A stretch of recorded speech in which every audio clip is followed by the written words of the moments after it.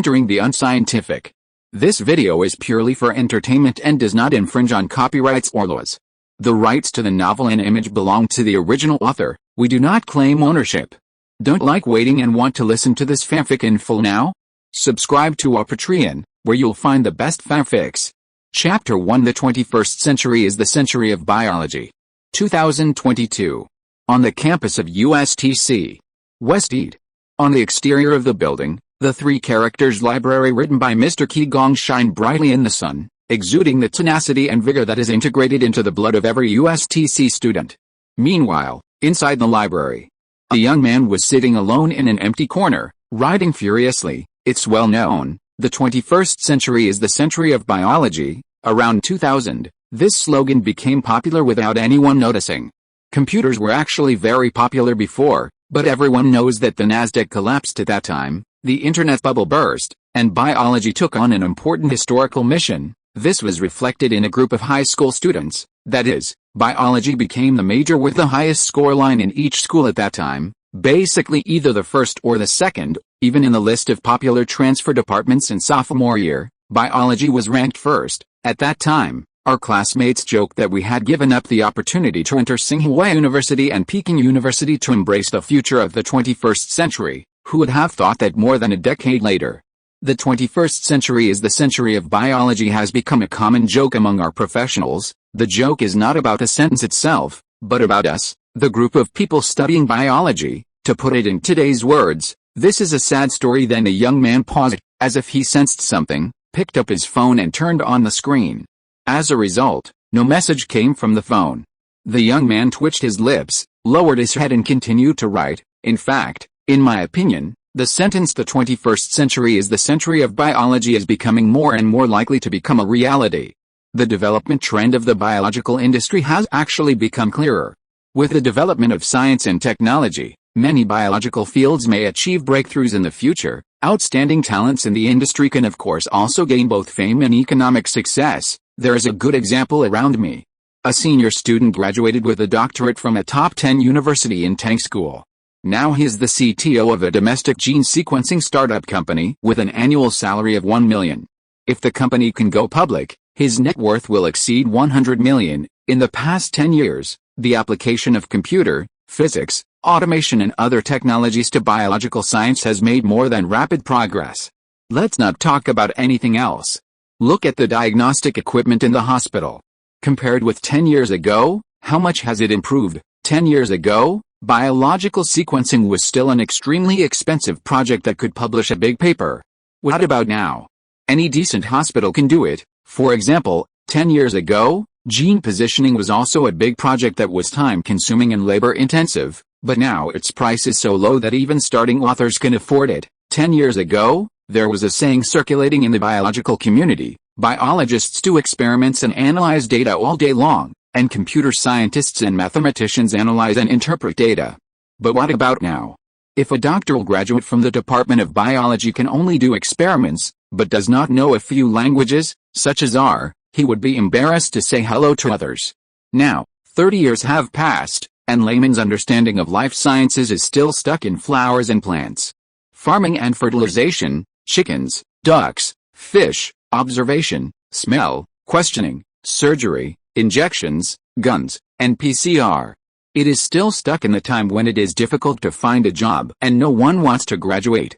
Little do people know that life sciences are no longer what they used to be. For example, the big data that became popular around 2012 was driven by the sequencing technology leap in life sciences that began in 2008. In addition, AI, machine learning, and genetic algorithms, which one is not brought up by life sciences? I started learning big data analysis in the junior class of USTC, and started to get in touch with AI and machine learning in 2011. These are all learned in professional courses in life sciences. And when did these concepts become popular? At least 3 years later, here he wrote. The young man's emotions were gradually aroused, and his handwriting became more profound. Right now, the biggest problem in the entire biosphere is the chance to win. It's like a lottery. Lottery doesn't require intelligence, and anyone can participate. It only requires money and labor, so let's just win. There are only a few groups of numbers that everyone knows are likely to win, So it's common for multiple research groups to try to draw the same number. Whoever draws first takes the lead, and then they start competing in speed. Students work until 11 o'clock and don't rest on weekends. Students send the results to their supervisors, who get up in the middle of the night to review and submit them. It's better to publish the lottery numbers that you have worked hard for in junk journals than to be one step ahead of your competitors. As a result, professors from prestigious universities and researchers with many works fought over the order of the lottery and lost all their dignity. As he was writing, the young man suddenly came to his senses. This was the material for his doctoral thesis defense, and the second half obviously could not appear in that kind of occasion. So he shook his head and drew a long horizontal line through the center of the font of this part of the manuscript. At the same time, there was a sudden sound of chairs knocking against each other on the desk not far from the young man. The young man's train of thought was interrupted at this time, so he subconsciously looked up. He found that it was a pair of dogs who had completed their studies. Cough cough. The sound came from the young couple leaving their seats. The young man suddenly thought of his paper wife. Should he go to see Tifa or Alice tonight? Then he came to his senses, shook his head lightly, and continued to write. Of course, for now, the field of biology may still be some distance away from the standard explosion. What are the conditions for a discipline to explode like computers? I think there are 3 prerequisites. 1. Low-cost development. 2. High fault tolerance allows developers to quickly establish projects and iterate. 3. 2C business model. Unfortunately, the current biological-related industries do not have this condition. For example, genetically modified crops require extremely high R&D costs, giant screening machines similar to Monsanto's, and the tolerance rate is low. If a pollen is blown away, it will be a disaster. For example, the cost of new drug R&D is high, and the tolerance rate is also ridiculously low. The FDA has strict requirements for various internal and external reasons. This leads to the high dependence of biological entrepreneurship on resources and slow progress, and it is difficult to produce an explosion. After writing this, the young man took a deep breath and concluded, but I think these difficulties will be overcome one day. I dare to be sure that the 21st century will still be the century of biology. This is the pursuit of countless predecessors in the field of biological sciences, and it is also my lifelong dream. Respondent, Suyun. After writing this, the young man stretched leisurely. He carefully capped the pen and put away the documents. Finally, he checked the surroundings. After finding that nothing was left behind, the young man walked out of the West District Library with his things. After returning to the small house he rented outside the school, the young man took off his glasses and lay on his back on the bed in the shape of a tie. He just stared at the ceiling aimlessly. After a while, he shook his head helplessly, with a wry smile on his face. Zhao, if there were no plugins, who would study biology? New book launch, please support. Chapter 2. Want a hot man. After lying in bed for a while, Suyun got up and looked around. This is a single apartment with a total area of more than 40 square meters. The decoration is not particularly luxurious, but it is quiet and private. Although the University of Science and Technology renovated some dormitories in the East District in 2019, except for the trainees, the dormitory conditions for masters and doctors are actually average. For example, masters have 4 people in a room, and doctors have double rooms. Of course, the Science Island side will be better. However, Suyun chose to live alone off campus not because of the bad dormitory environment, but because he has a secret. Suyun, now 24 years old. Gender male, gender identity male, not an extreme animal protectionist, not an extreme environmental protectionist, no depression, and likes women. The social title is that man. If he can be on the news, he will probably be called the man. Occasionally, he will be given a surname for no reason. He was admitted to the junior class of the University of Science and Technology at the age of 15, and graduated from undergraduate at the age of 19. After graduation, he did not choose to study for a master's degree, but applied for a direct doctorate. Suyun's direct doctoral direction is synthetic biotechnology and systems bioengineering, which is also a relatively famous doctoral program in biology and USTC, which is famous for physics. He is about to get his doctorate. In addition, he also has a master's degree in condensed matter physics, and it won't be long before he gets his degree certificate. Friends who have studied in the junior class should know it. Whether it is the USTC junior class, the YAO class, the ZHI class, or the Turing junior class, the name for the academic tyrants in these top halls is often XX God. For example, Xiao God, Han God, Wei God, and so on. So naturally, Su Yun also got the title of Su God. However, although the academic tyrants are almost invincible in academics, they often appear to have different personalities in life, and they may even be regarded as weirdos. For example, Wei Donggai, the Wei God who is very popular on the internet, even looked a little dull in appearance, because he was thinking about academic problems almost every moment. There are also some academic tyrants who don't even have the ability to take care of themselves, and their parents need to accompany them to take care of the trivial matters of life. In his previous life, Su Yun was actually one of these geniuses with a serious disparity between emotions and IQ. Although he was not so outrageous that he needed his parents' help for food, clothing, housing and transportation, his social circle was almost zero, and it was not until he was 30 that it became relatively better. Seeing this, students who are not StarCraft players and know how to ban Mammoth must have noticed a certain word, previous life. Yes, previous life. Su Yun is a reborn person. But compared with some other reborn predecessors, Su Yun's rebirth is a little special. It was a winter in 2041. Su Yun was writing an online novel called Where Is Wu Fan Going? As a result, he suddenly felt dizzy while writing, and fell headfirst onto the keyboard. When he woke up, he found that he was reborn when he was 15 years old, which was the second day of the second round of physics defense of the junior class of the University of Science and Technology. This is also a life note that Su Yun was deeply impressed with, because the defense topic that year was very interesting. One of the questions was about a group of little green men who went to Golden Planet to dig for gold and ended up falling to their deaths. They were required to calculate the falling time according to two different shapes and inclination angles, and they were also required to conceive a sketch of the appearance of the spacecraft. In addition, there was another question that gave the condition that the thickness of the atmosphere was h. Many students sighed that it was unreasonable, because the speed of particles on the surface and the speed of space flying outward in the same direction would no longer be h. The question also claimed that the uniformity of the atmosphere was also magical, so Su Yun finally chose to hand in the score of this question to the country. There was no way. He had late-stage obsessive-compulsive disorder. As a reborn person who has been writing online novels for a long time, Su Yun naturally knew the fun of the rebirth setting, relying on the understanding of the direction of various future events to make advance arrangements, thereby earning a lot of money and social status. But when Su Yun confidently recalled his memory, he found that his mind was blank, and he only remembered a few scattered things. For example, the long-distance race decided the champion, Jia still claimed to return to China next week, and Xianzu was still counting Milan 30 years later, etc. In addition to the above things, the only thing Su Yun remembered was the academic knowledge he learned before he was 30 years old. Other specific derived science and technology, historical events, and competition results had no impression at all. But on the other hand, compared with a vague memory, Su Yun's mentality and experience in his 40s were completely preserved. This made him much more mature than his peers in terms of dealing with people and self-control. It was based on this that Su Yun was able to graduate with a doctorate at the age of 24. In this life, in his previous life, he was 28 when he graduated with a doctorate. In fact, the changes that happened to Su Yun were far more than that. In the bedroom, Su Yun rubbed his temple with his left thumb and silently recited a syllable with unclear meaning in his heart. As the bite came out, Su Yun's eyes suddenly darkened. When he came to his senses, he was already in a dark space.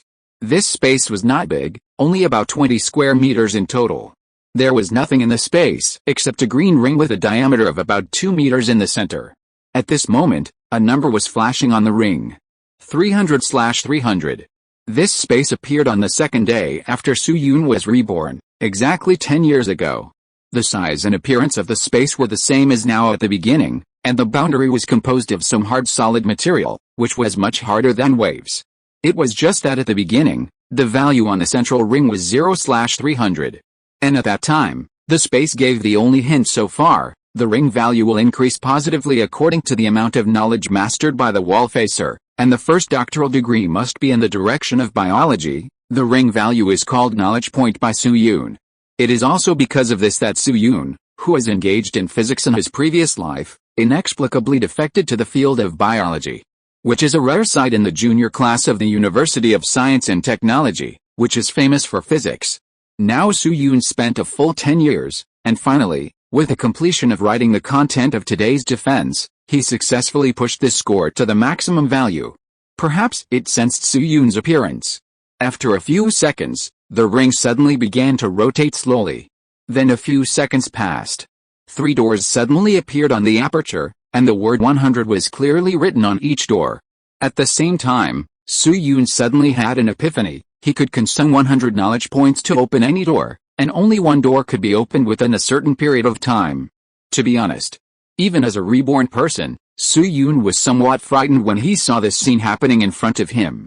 He even thought about whether he should tell his mentor Pan Shui about this, but as soon as this thought came up, the 300 in front of him instantly turned into the 3 numbers 404.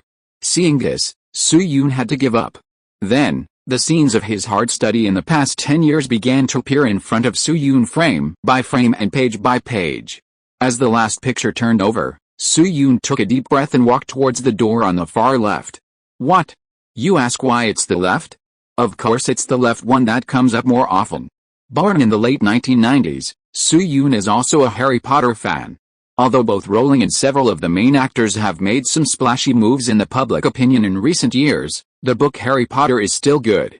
Even after 40 years, Su Yun still remembers Hagrid's big beard, Avada eating a big melon, Voldemort's socket-like nose and Voldemort's love, as well as the description of Porky and disapparition in the original book.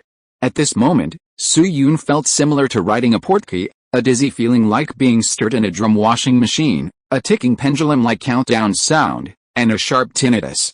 I guess when the great demon King Piccolo was stuffed into the Rice Cooker International Hotel by the Mafengbo, his stay was similar to this.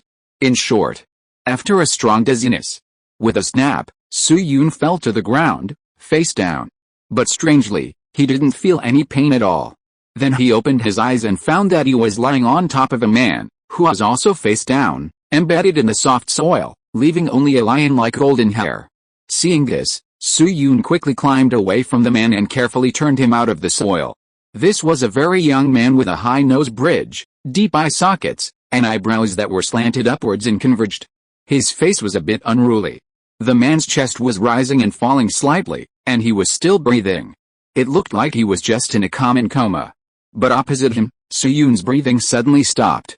As a former physicist, the face in the portrait of this man had long been engraved in Su Yun's DNA, and Su Yun had seen his coffin lid trembling more than once in anime and online novels. His name was Isaac Newton. Chapter 3, On the Scene, I Am the Apple. In the 21st century where Su Yun lives, even elementary school students have heard such a story. Hundreds of years ago, Newton had a sudden impulse one day and ran to an apple tree to imagine life.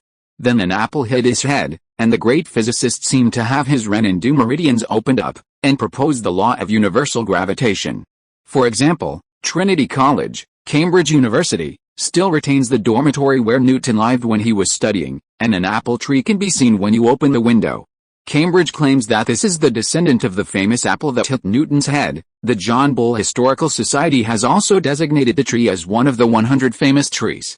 But in fact, the place and process of this story are actually very controversial.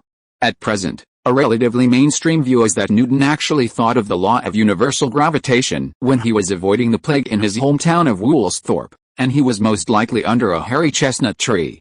Imagine, if our great ancestor Newton was really hit by a hairy chestnut full of thorns on his sexy curly hair, then the law of universal gravitation was probably proposed in the hospital. However, some people hold a clear opposition to this view. For example, Stukely's personal visit to Newton, Gallic philosopher Voltaire, Newton's assistant at the Royal Mint, and his niece's husband John Condit, Newton's niece Barton, Christopher Dawson and others all claimed that Newton mentioned the apple tree in person. So many people confirmed this matter, making the truth of the whole apple tree confusing. Therefore, a more objective judgment at present should be that Newton saw the apple fall to the ground when he was avoiding the plague in his hometown, but he was probably not hit on the head. However, no matter how many opinions there are in the local area, Su Yun really wants to say something and be Hudi at this time. At the scene, it is true that Newton was hit by an apple, because I am that apple. In addition, I would like to ask a question by the way. What should I do if the apple is too big and seems to have knocked Newton unconscious? The young Isaac Newton felt a little confused in his head. The ground was hard, and there was a faint pain in his back. About a year ago, A large-scale plague suddenly broke out in London. The plague spread from London to the outside. John Bull's royal family fled London, and the rich people in the city also fled with their families. Cambridge residents loaded their luggage on carriages and evacuated to the countryside. More than 10,000 houses in London were abandoned, some of which had their doors and windows nailed shut with pine boards, and the houses of patients were marked with crosses with red chalk. Cambridge University, not far from London, was forced to suspend classes, close the campus, and teachers and students were evacuated to the countryside. At this time, Newton, who had just obtained a bachelor's degree, was forced to pull a cart of books and instruments back to his hometown farm in Lincolnshire to avoid the plague. The farm in his hometown Woolsthorpe was as quiet as a paradise. His mother welcomed him warmly, and his 3 half-brothers and sisters were more sensible than before. Well, I can't make it up anymore. In short, Woolsthorpe was indeed quiet as if it was isolated from the world, but Newton's family relationship was really not very good. Before Newton was born, his father Isaac died of illness, and his parents only left his mother Hannah. When Newton was only 3 years old, Hannah decided to remarry someone else, and it was an old man about 30 years older than her, Nabis Smith. Interestingly, Smith's way of proposing was very special. The two had not met, and he asked a servant to send a marriage proposal letter to Hannah. After family discussion, Hannah finally decided to leave the 3-year-old Newton and move in with Smith. Real mother. 8 years later, Smith died, and the 11-year-old Newton was taken to Hannah's house, and according to Hannah's idea, Newton's best growth direction in the future was to be a farmer. If it weren't for the help of his uncle and the principal of the middle school, Newton would eventually become a reduced-fee student. Newton can almost get rid of the word ton now. Therefore, Newton, who returned to his hometown due to the epidemic, is not very good at the moment. Early this morning, Newton had another quarrel with Hannah because of plowing the fields. When he was bored, he took a book and prepared to calculate a few math problems behind a stone wall that he often went to in the manor. Last year, he discovered a simple way to expand a binomial into a series, but he was stuck at simplifying the binomial, p plus pq, mn. Although he had some ideas in mind, he couldn't break through the membrane anyway, and the young newsie had a headache. As a result, while walking, Newton suddenly noticed a faint sound from an apple tree not far away. It was broad daylight, so Newton walked under the tree without any worries, intending to see if there were any small animals on it. As a result, before he could raise his head, he felt something fall on his back, and then his eyes went black and he completely lost consciousness.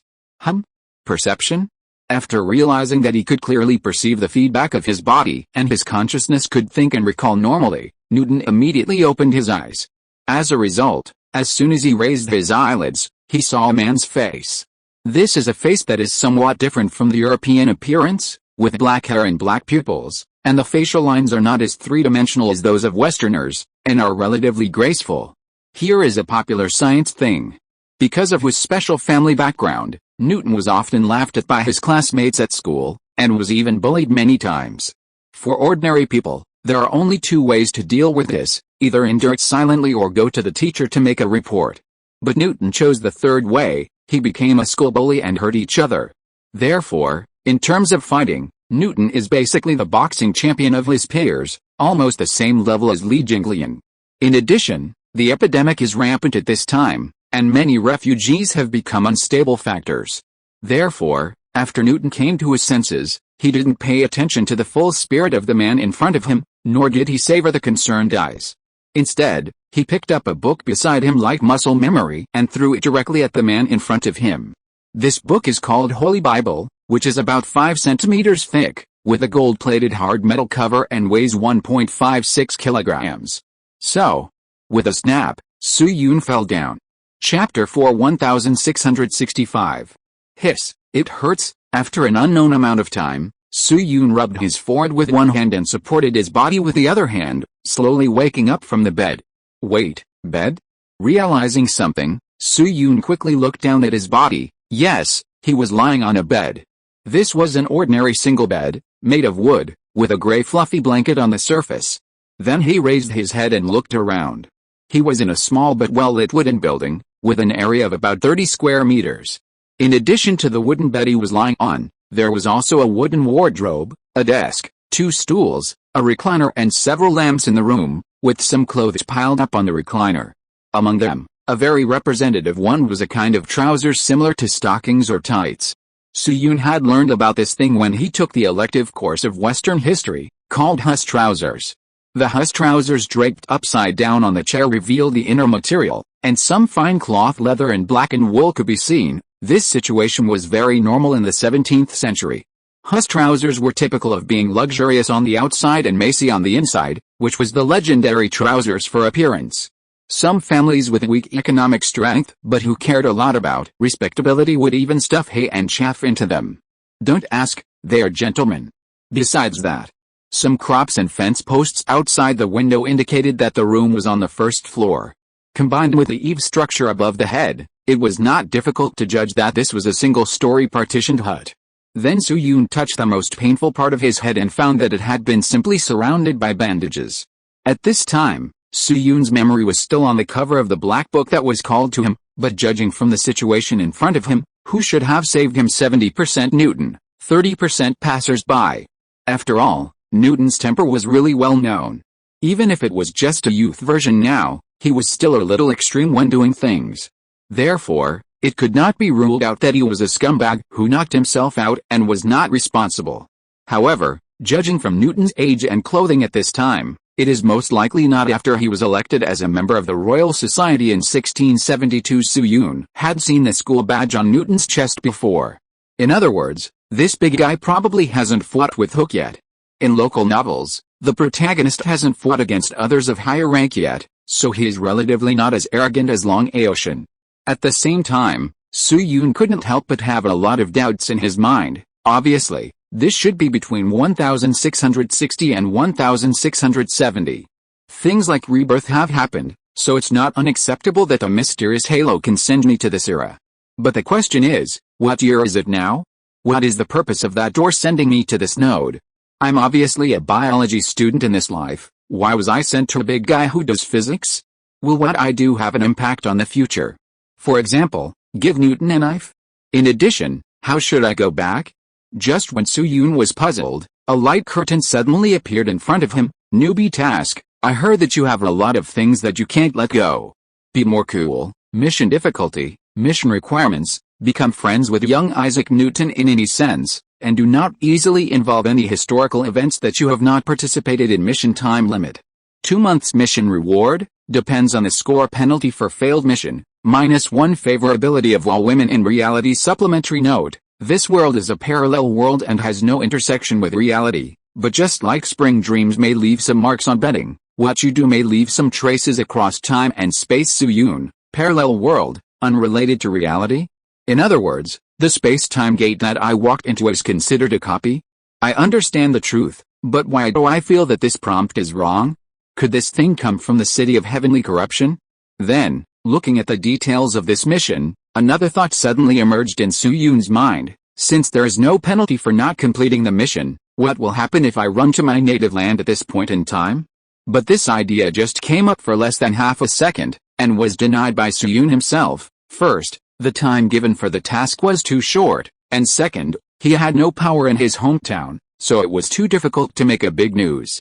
But then again, the appearance of the task provided Soo-yoon with a little information, but there were obviously many secrets that Soo-yoon needed to explore himself.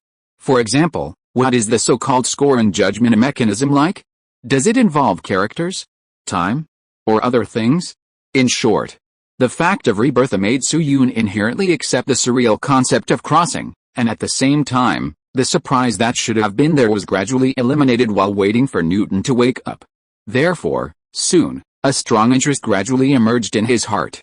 After all, the other party is Newton Liu, the old man. Haven't you seen how many people in the previous life were looking forward to pressing the coffin lid for him? And in order to complete this task, a very important point is to determine the current specific time. All the signs at present indicate that it must be before 1672.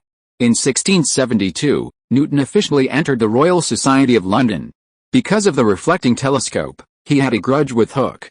From then on, his personality completely changed from aloof to rebellious and even tyrannical. Therefore, Newton at this time was still a loner, but at least he was far from being a proud young man in academics. But it is not enough to just determine an approximate time. After all, when Newton was young, His personality and achievements changed almost every year, especially in those special 18 months. As for the specific time, Su-Yun suddenly thought of the apple tree he fell from. While waiting for Newton to wake up, Su-Yun had a simple look around. He found that this was obviously a small village, and the surrounding apple trees were basically ripe. As we all know, the United Kingdom is very special in apple cultivation. It has only grown a kind of cooking apple called Bramley for thousands of years.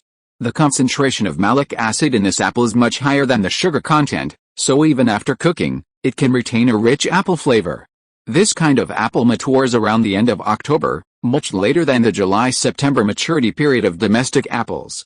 Coincidentally, Su-Yun once went to Cambridge to study for a year in his previous life and knew the holiday regulations of Trinity College. Trinity College has summer vacation from June to August every year, Christmas vacation from December 6 to January 15, and then another 3-week vacation in March. Therefore, the time when Bramley apples mature is obviously the time when Trinity College is studying. In addition, as a top student, Newton never missed a day during his college years. In fact, the main reason for this situation is that Mr. Newton was a poor guy before entering the Mint. Even between the end of 1667 and 1669, when he was awarded the Lucasian Professorship of Mathematics, he still studied theology at Trinity College, Cambridge. Therefore, looking at Newton's resume after college and before 1672, there was only one thing that wanted him to leave London in August: the London Plague, that is, the Black Death. In the 18 months that Newton was away from London, the latter part of the time was spent at Humphrey Babington's house. It was a cotton plantation, not an apple plantation. Therefore, there is only one time that meets the requirements. October 1665, 8 months after the plague appeared. Newton's achievements during this period were.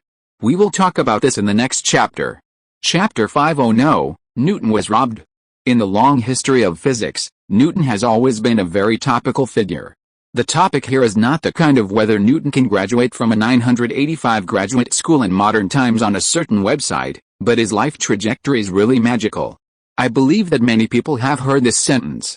70% of Newton's achievements were completed between 1665 and 1667.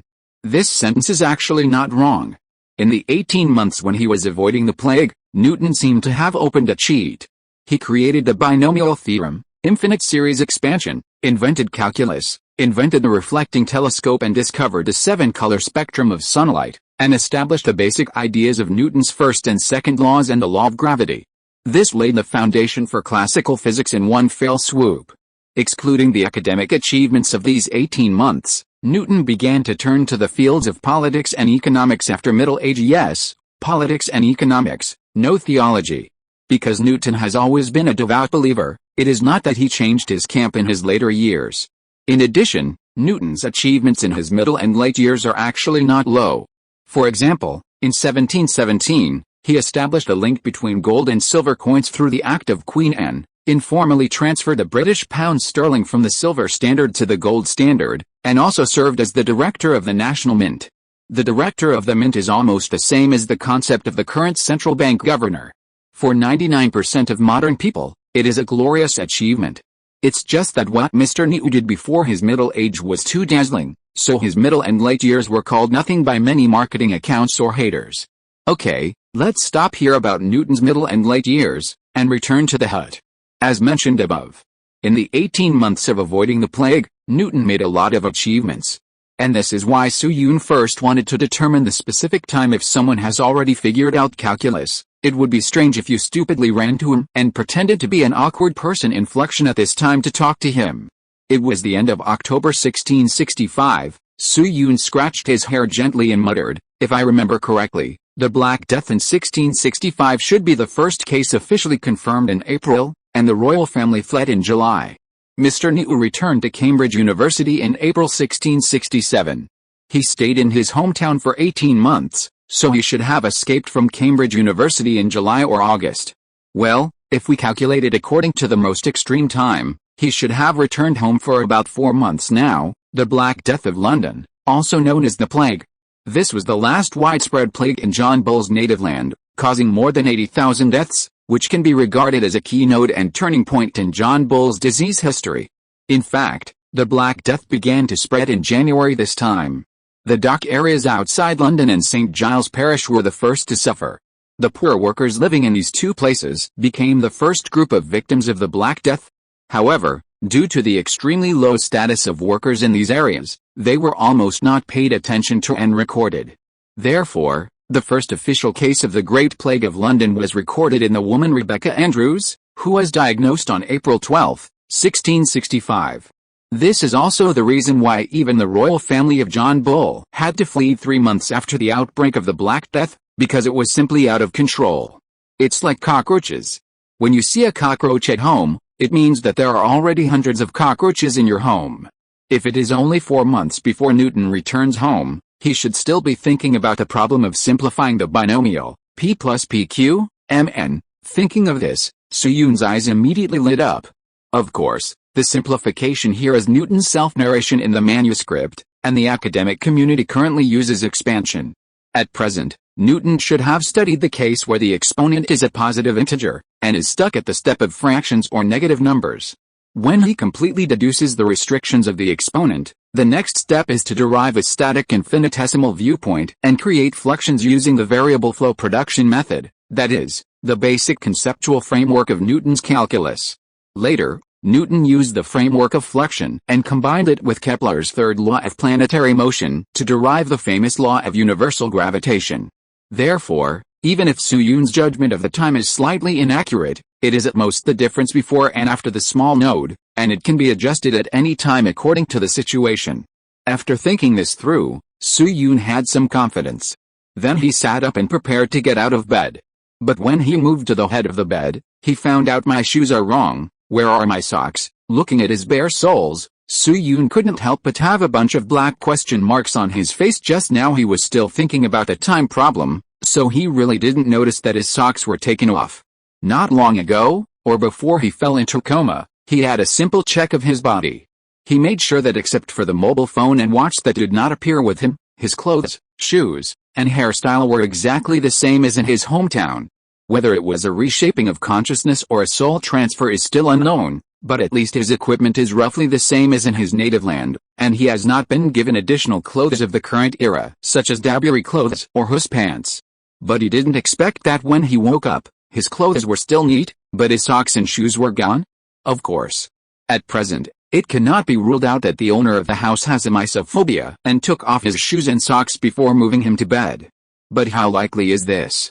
Just as Suyun's mind was fluttering, a burst of footsteps suddenly came from the wooden door on the left side of the room, and it was getting closer and closer. Obviously, the owner of the house should have noticed the noise after he woke up. The footsteps were getting closer and closer, and soon, the door handle began to turn. After a while, with a click, the door was pushed open from the outside, and a figure walked in. The person who came was a pair of blue eyes shooting cold stars, 2 curved eyebrows like painted, eyebrows divided into 8 characters, and a body 7 feet like silver. This person was Newton, wearing a Great Britain dabbly coat, a colorful silk ribbon from Amsterdam, and a pair of Anta 2021 winter warm low-top boots. What the hell? Suyun rubbed his eyes hard. Yes, his shoes were really worn by this youth version of the ancestor. I am not making this up or making it up. Newton is really like this. I did not create this, Suyun. Perhaps noticing Suyun's gaze, Newton said calmly, this is the territory of the Isaac family. According to the Boer Ordinance promulgated by Parliament 14 years ago, as the eldest son of the family, I have the right to collect fines from intruders privately. In addition, I saved your life, so I formally inform you that your boots now belong to me. Of course, this also includes your subsequent medical expenses and short-term food expenses. Then Newton looked at him strangely and shook his head and said, I don't know what you think. Such good fabric is used to wear outside. If you step on feces and urine when you go out, won't it be ruined? Hearing this, Suyun was stunned again, not because he was surprised by the fine and fabric issues mentioned by Newton, but because he could understand Newton's words completely. You know, modern English is divided into early modern English and postmodern English based on 1700, and the difference between the two is still not small. The English of 1665 was far from being able to seamlessly connect with the English of later generations. It can even be said that there are still huge differences. Therefore, Su-Yun was prepared to communicate with Newton while gesturing at the beginning, but he didn't expect that he could actually understand what Newton said. Obviously, this should be some kind of ability given by the gate of time and space. As for the reason why Newton did this, Su-Yun also quickly figured out the cause and effect. Chapter 6 Murder and Arson. In 2022, or simply the first decade of the 21st century, the UK at the end of October is certainly not hot, but it is not particularly cold either. After all, it is a temperate maritime climate, and the climate does not change much. For example, in Woolsthorpe, Newton's hometown, the temperature was about 9 degrees during the day and 4 degrees Celsius at night at the end of October, and that's it, and there was no need to wear particularly thick clothes. But it was different in 1665. This involves a geographical knowledge, the Little Ice Age. The Little Ice Age, as the name suggests, refers to a relatively cold period, but it is still warmer than the Major Ice Age that destroyed a large number of animal and plant life. Every Little Ice Age in history has led to a sharp drop in the Earth's temperature and a sharp reduction in global food production. This has caused severe social unrest and a sharp decline in population. The last Little Ice Age was from 1350 to about 1850, and it reached its coldest point in the late Ming Dynasty, with the lowest peak being about 4.5 degrees away from now. This is also one of the important reasons why the Ming Dynasty fell, and why many writers of time travel literature say that the end of the Ming Dynasty is the most difficult setting to turn the tables. It is too difficult to fight the Little Ice Age alone. The local time point of 1665 is the fourth year of Kangxi, which is just over 20 years away from the fall of the Ming Dynasty, and it is the coldest period of the Little Ice Age. At the same time, due to the geographical location of the British Isles, the temperature change during the Little Ice Age is actually more drastic than that of the mainland. Therefore, the temperature in Woolsthorpe at this time is about 7.5 degrees lower than that of the same period in later generations, and it may be below zero during the day. Reference to 10.27307 Deakin 2, 2018.000319, and Su-Yun's shoes are the latest in tallow top warm boots, and the warmth effect is many times better than Newton's own shoes. Therefore, it is theoretically reasonable for Newton to have such a show. After all, the character of this ancestor is really a bit. Of course. Again, before he had a quarrel with Hooker, Newton was at most a bad boy, not an old man. Just like Arway was at most a rebellious young man who played games secretly before he met Brother G, and only after he met Brother G did he start another stage of his life. At this time, Newton's selfishness was an inevitable character caused by his upbringing. It was a bit like the protection of food by wildcat cubs, and it could be saved. Moreover, from the fact that Newton only took his shoes and did not touch his clothes and pants at all, it can be seen that this guy is not the kind of $0 shopper with no bottom line, but he has a closed value system. Things that seem wrong to outsiders are justified to him, so he chose to reach out, and other further actions exceeded the boundary of reason in his heart, so he chose to stop. In short, this is a bad boy with incorrect values, but still has a bottom line. As for teaching bad boys, Su-Yun is still quite experienced. When he was writing novels in his previous life, he taught more than 30,000 students who were rarely seen. During his doctoral studies in this life, he also served as a class assistant and saw many kinds of gods. With a corresponding knowledge reserve. Theoretically there is still a chance to correct Mr. New. Of course.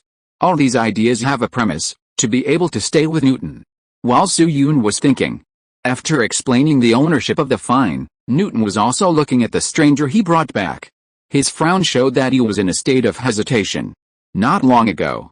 After letting Su-Yun feel the weight of knowledge with the books in his hand, Newton's mood gradually calmed down. Then he carefully observed the stranger and found that in addition to his special appearance, his clothes, skin and skinfulness were very different from ordinary refugees. Especially the pair of glasses on his nose. I'm afraid that ordinary people can't afford this kind of auxiliary tool with the gold wire edges. In addition, Newton was still a student who had just obtained a bachelor's degree at this time, and his state of mind was relatively not as complicated as that of an adult. The simplicity of students in school would often be reflected in borrowing money. I don't know how many students who have not yet entered society have come to know the 4 words human heart is sinister from the first money they lent to their roommates. Combining the above reasons, Newton chose to take Su-Yun back to his home, and after some consideration, He took the pair of shoes on Su Yun's feet for himself. There was no other way.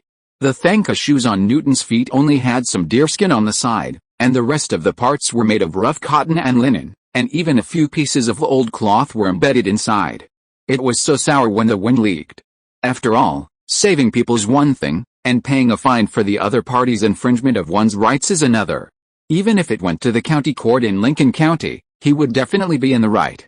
Then, looking at Su Yun's bare soles, Newton bent down and took out a pair of slippers with a bunch of patches from the bottom of the storage cabinet. Then, with a click, he threw it in front of Su Yun. "I just washed my shoes last week. Put them on.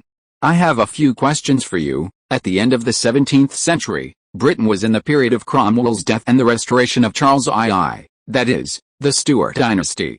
Therefore, the whole society was extremely confused, which was particularly evident in the spread of the Bow Ordinance mentioned earlier. The idea of fine in the Bow Ordinance was deeply rooted in people's hearts, so the following scene could often be seen. A respectable person who mistakenly entered someone else's manor was caught, and sometimes he might even be beaten up. Then the owner took away a valuable item from him and asked him where he came from. In the end, the two sides hit it off and had dinner at the table in the evening, and the item was still not returned to the owner. This thing is just like the ancient local foot binding and the concept of caesarean section in Japan. It is outrageous, but very characteristic of the times. It is precisely because of this that Newton was able to take Su Yun's shoes and communicate with him as if nothing had happened. The sight returned to the house. Although it was difficult for Su Yun to understand Newton's specific thinking, he himself did not think that the pair of shoes was that important. They were only 328 centimeters high.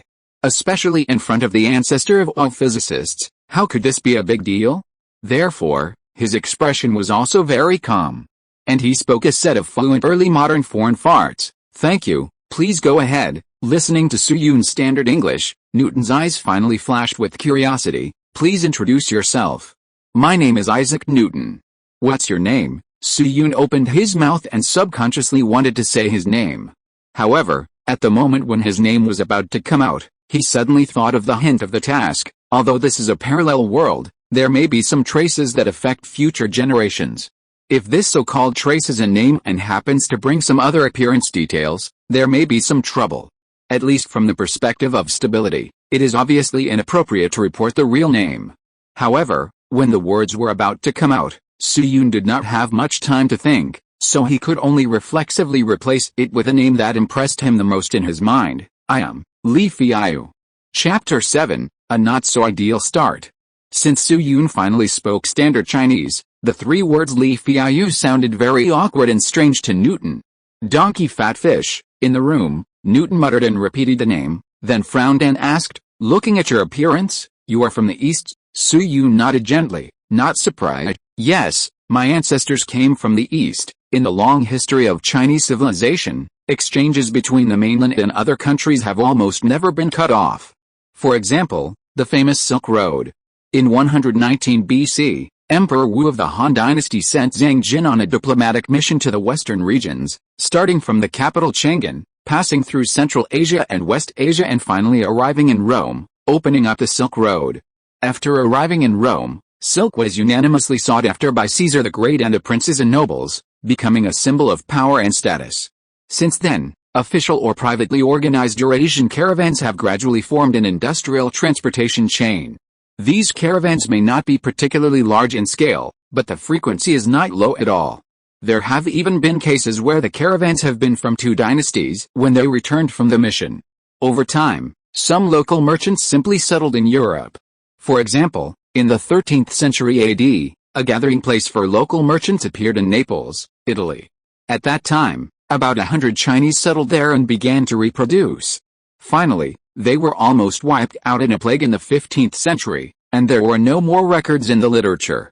For the above reasons, although many Europeans have never seen the Oriental race, the concept of black hair, black eyes and yellow skin equals Orientals has spread. After all, Europe is small, unlike the vast land of the mainland. In the early 1990s, some people in remote areas would regard foreigners as evil spirits. So it is not really strange that Newton knows that Su Yun is from the East. Of course, his understanding of the East is just that. Newton absolutely does not know how many countries there are in the rest of the East and what dynasty it is now. Because of this, Newton could not help but become curious about Su Yun's origins. In this era, it is easier to see a live Oriental than to see a foreign woman. During this period, if you go to Northern Europe, you might even see a poor Bat woman. His sight returned to the original place. Looking at Newton, who was slightly curious, Su Yun adjusted his breathing and spoke out the introduction he had prepared in advance. Yes, as you can see, I am a descendant of an Oriental, and my ancestors came from a sect called Fengling Yuan sect. Newton suddenly interrupted him and repeated with some doubts, sect, I have checked the information. There is the word sect in early modern English, but the semantics are somewhat similar to gangs. Yes, sect. Su Yun nodded, indicating that the word was correct, and then explained, the concept of a sect is somewhat similar to Cambridge University. My ancestors were employees of it and were sent to Europe decades ago. Seeing Newton's thoughtful expression, Su Yun continued, my grandfather settled in Amsterdam at the beginning, and there were some trade exchanges with London on weekdays such as cotton, like my shoes are a cotton product. But this time, due to the plague, my family and I were accidentally separated when we left the city. In a panic, I saw apples in the orchard, so I broke in presumptuously. Newton's face did not change when he heard this, but his eyes flashed with a light of understanding. He did not doubt Su Yun's words too much, and even had some rationalizations in his mind. First of all, Amsterdam is the most important port and trading city in Europe today, gathering merchants or gangs from all over the world. According to the current development trend, Amsterdam may develop further in the future. In fact, in the 17th century, Amsterdam even became the world's financial and cultural center. However, in the 21st century, Amsterdam's halo gradually faded, and even developed an indescribable industrial chain. In fact, developing this industry is nothing, but it is outrageous to be able to issue you an invoice and go back for reimbursement. You ask me why I know. It was an old driver named Yan Huojiakin in the group 7 who told me. Let's get back to the point. In short, based on this point, Su Yun's origin is still tenable. After all, although his clothes are a bit weird, it can be seen from the fabric that his family background is not ordinary. The second reason Newton believes is the spread of the epidemic. At present, the cause is highly suspected to be from the Netherlands. From 1663 to 1664, a plague epidemic broke out in Amsterdam, killing more than 50,000 people. Those merchant ships carrying cotton from Amsterdam to England may have brought the plague virus into London, so the dock areas outside London and the parish of St. Giles were the first to suffer. Therefore, from the perspective of the itinerary, Su Yun also fits the current situation, the eldest or second son of a wealthy Oriental family who fled to London for refuge a year or two ago, and lost contact with his family when he evacuated from London for the second time not long ago because he was not familiar with the route. Thinking of this, Newton's eyes narrowed. Feiyu. Feiyu, right? I personally sympathize with your experience, but what are you going to do next? When saying this, Newton's mind turned quickly. Su Yun admitted in his previous remarks that he had presumptuously intruded into his own manor, so the wrangling problem that Newton was most worried about did not exist directly. In addition, Su Yun had recovered his ability to move at this time, so it can be said that Newton has now grasped the absolute initiative. Of course, young Master Ni didn't know that Su Yun said the second half of his sentence deliberately for him to hear. After all, Master Niu's personality was almost well known in the physics world of later generations, and it was easy to go along with his temper or go against him. Therefore, facing Newton's question, Su Yun's face was just right with a hint of restraint. Mr. Newton, I am now separated from my family and have nowhere to go. I wonder if I can stay at your place temporarily? Don't worry, my parents are wealthy and will definitely not treat you unfairly. If it doesn't work, we can sign an agreement, and you can use me if there is anything your family needs help with. Opposite Su Yun. Hearing the words wealthy, Newton's eyes immediately flashed a glimmer. If you're listening to this novel on a channel other than Fanfic World, it means they downloaded and uploaded it without effort. We cordially invite you to visit our channel, Mundo Fanfic Novelis. There you'll find the original version of this story and you can explore many other novels of various genres. We're waiting for you to immerse yourself in a world of incredible novels. Chapter 8, A Not-So-Ideal Start. Friends who are familiar with Newton should know. In addition to the academics of physics and mathematics, Mr. Niu also has an extraordinary obsession with money. For example, His original intention to become a mathematics professor was because the salary of a mathematics professor was relatively high. He wrote this in his own letters and did not feel embarrassed at all. For example, he later served as the director of the mint so that he could touch money frequently. In addition, Newton is actually a senior stock investor. And he is also a big leak in the history of world stocks. That was the first snow in 1720 AD, which came later than in 1719. Britain, covered with heavy snow, seemed depressed, but the stock market suddenly caught fire, and there was a call for running into the market in this society. Many people even borrowed money to leverage stocks. Mr. New, who was in the laboratory at the time, couldn't sit still. The first time he took out £7,000 of blood and bought a stock tremblingly. As a result, the old bull was possessed by the European emperor, and the stock price quickly doubled to £14,000. At that time, old Neil was still rational. He stopped when he saw the good, and sold the stocks, earning £14,000. However, not long after, seeing the increasingly hot stock market, old Neil's greed for money came back. So in April 1720, old Neil raised a large amount of funds to re-enter the market and bought one of the hottest and most profitable stocks at the time, the shares of the British South Sea Company. However, this time old Neil was very unlucky, and bad luck followed.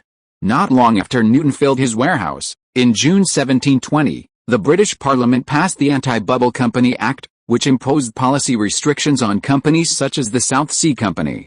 As soon as the bill came out, the stock market suddenly became bad news, and a major stock market crash broke out in the UK. The South Sea Company's stock, which originally had a share price of more than £1,200, suddenly plummeted to less than £500, and continued to float.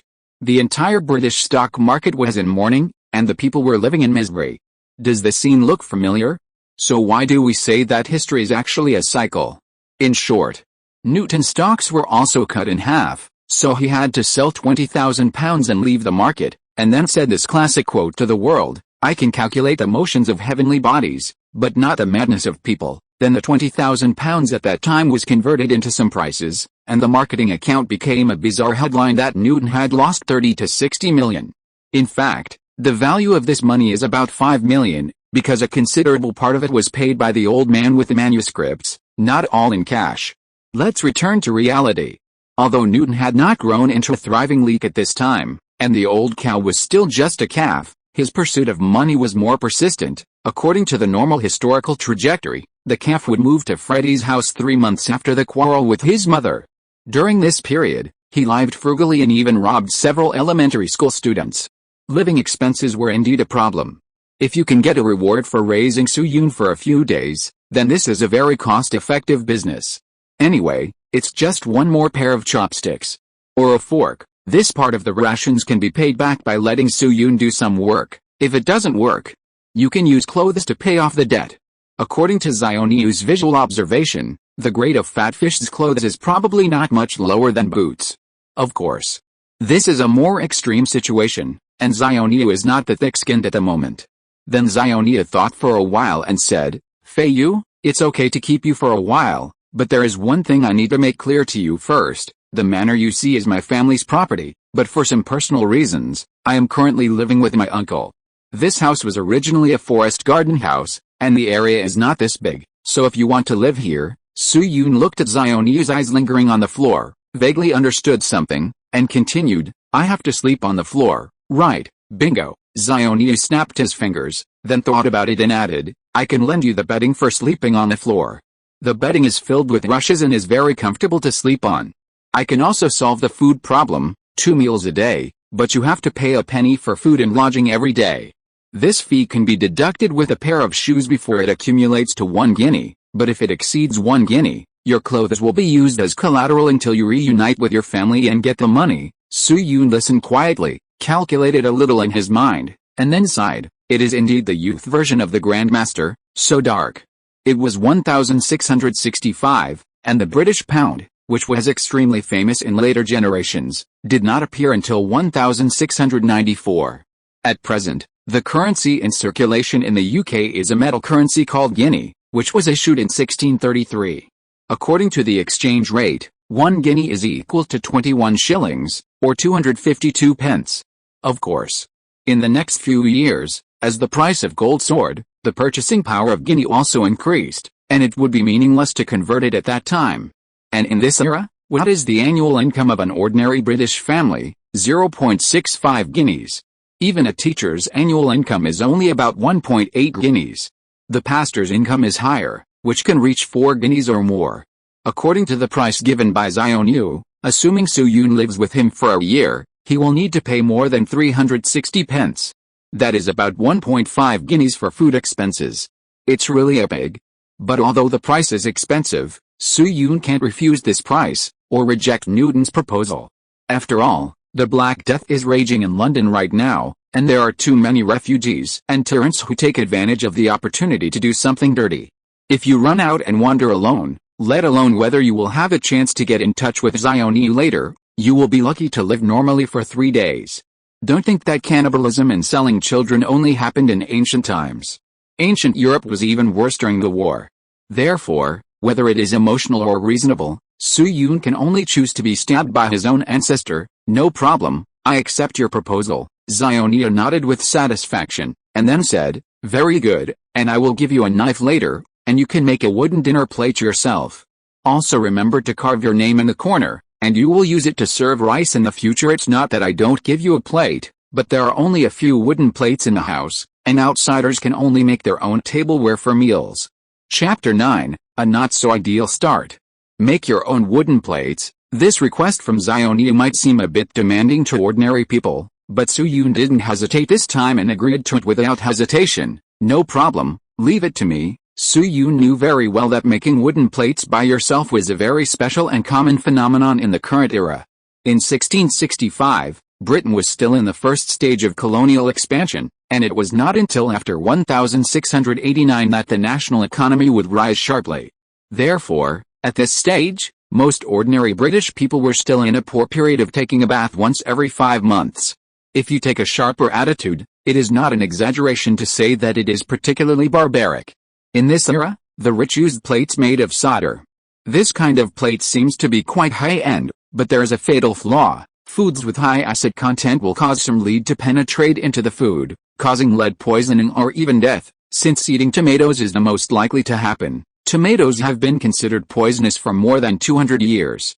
Most of the tableware used by Newton, or ordinary manor owners like the Isaac family, was wooden food plates, which were hollowed out into bowls from a piece of wood.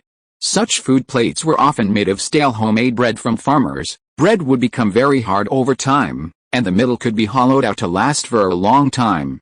When the bread bowl could no longer hold anything, people would grind it into powder to feed the pigs. Those who did not raise pigs would periodically collect the discarded bread and sell it when the time was right, which was similar to the local waste paper recycling. There was no other way. In this era of scarce productivity, the so-called manor owners were actually only a little better than ordinary people. This was like the ancient landlords in the local area, who actually had to work in the fields on weekdays, and did not often eat meat, and often even had only clear soup. Of course, the economic level of Newton's family was not that low, but as mentioned before, the family funds were mainly in the hands of his mother Hannah, and Newton himself was a poor man before 1669. Therefore, Newton's request for Su Yun to make his own tableware was not really contempt or abuse, because he did the same thing himself. Just as Su Yun's mind was stirring, Zhang Zhongjing suddenly thought of a rumor about an Oriental, and asked, by the way, Feiyu, can you cook? Forget it, it's Feiyu, so let's call it Feiyu. Su Yun sighed slightly, gave up the idea of correcting Newton's pronunciation, and nodded, of course I can. Su Yun's answer was full of strong confidence, because his cooking skills were indeed much better than ordinary people, especially when the object of comparison was the British cuisine of the 17th century. As mentioned before, Su Yun had been an exchange student at Trinity College in his previous life, so he had some contact with the food of Great Britain.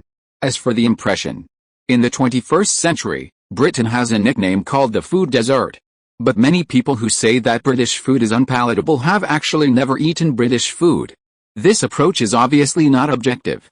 If you want to evaluate the food of a country, you should taste it yourself to have more say. Once you have tasted British food, you will find that British food is really awful. To be honest, British fish and chips are really good.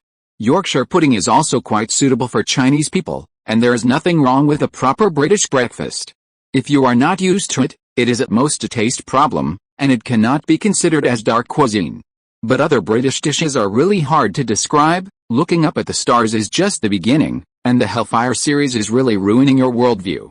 So in the 2 years he stayed in the UK, Soo-yoon actually developed a pretty good cooking skill, and even picked up a schoolgirl. Of course, this is largely thanks to Wen Gang, a teacher at Bilibili, and his planetary engine stove.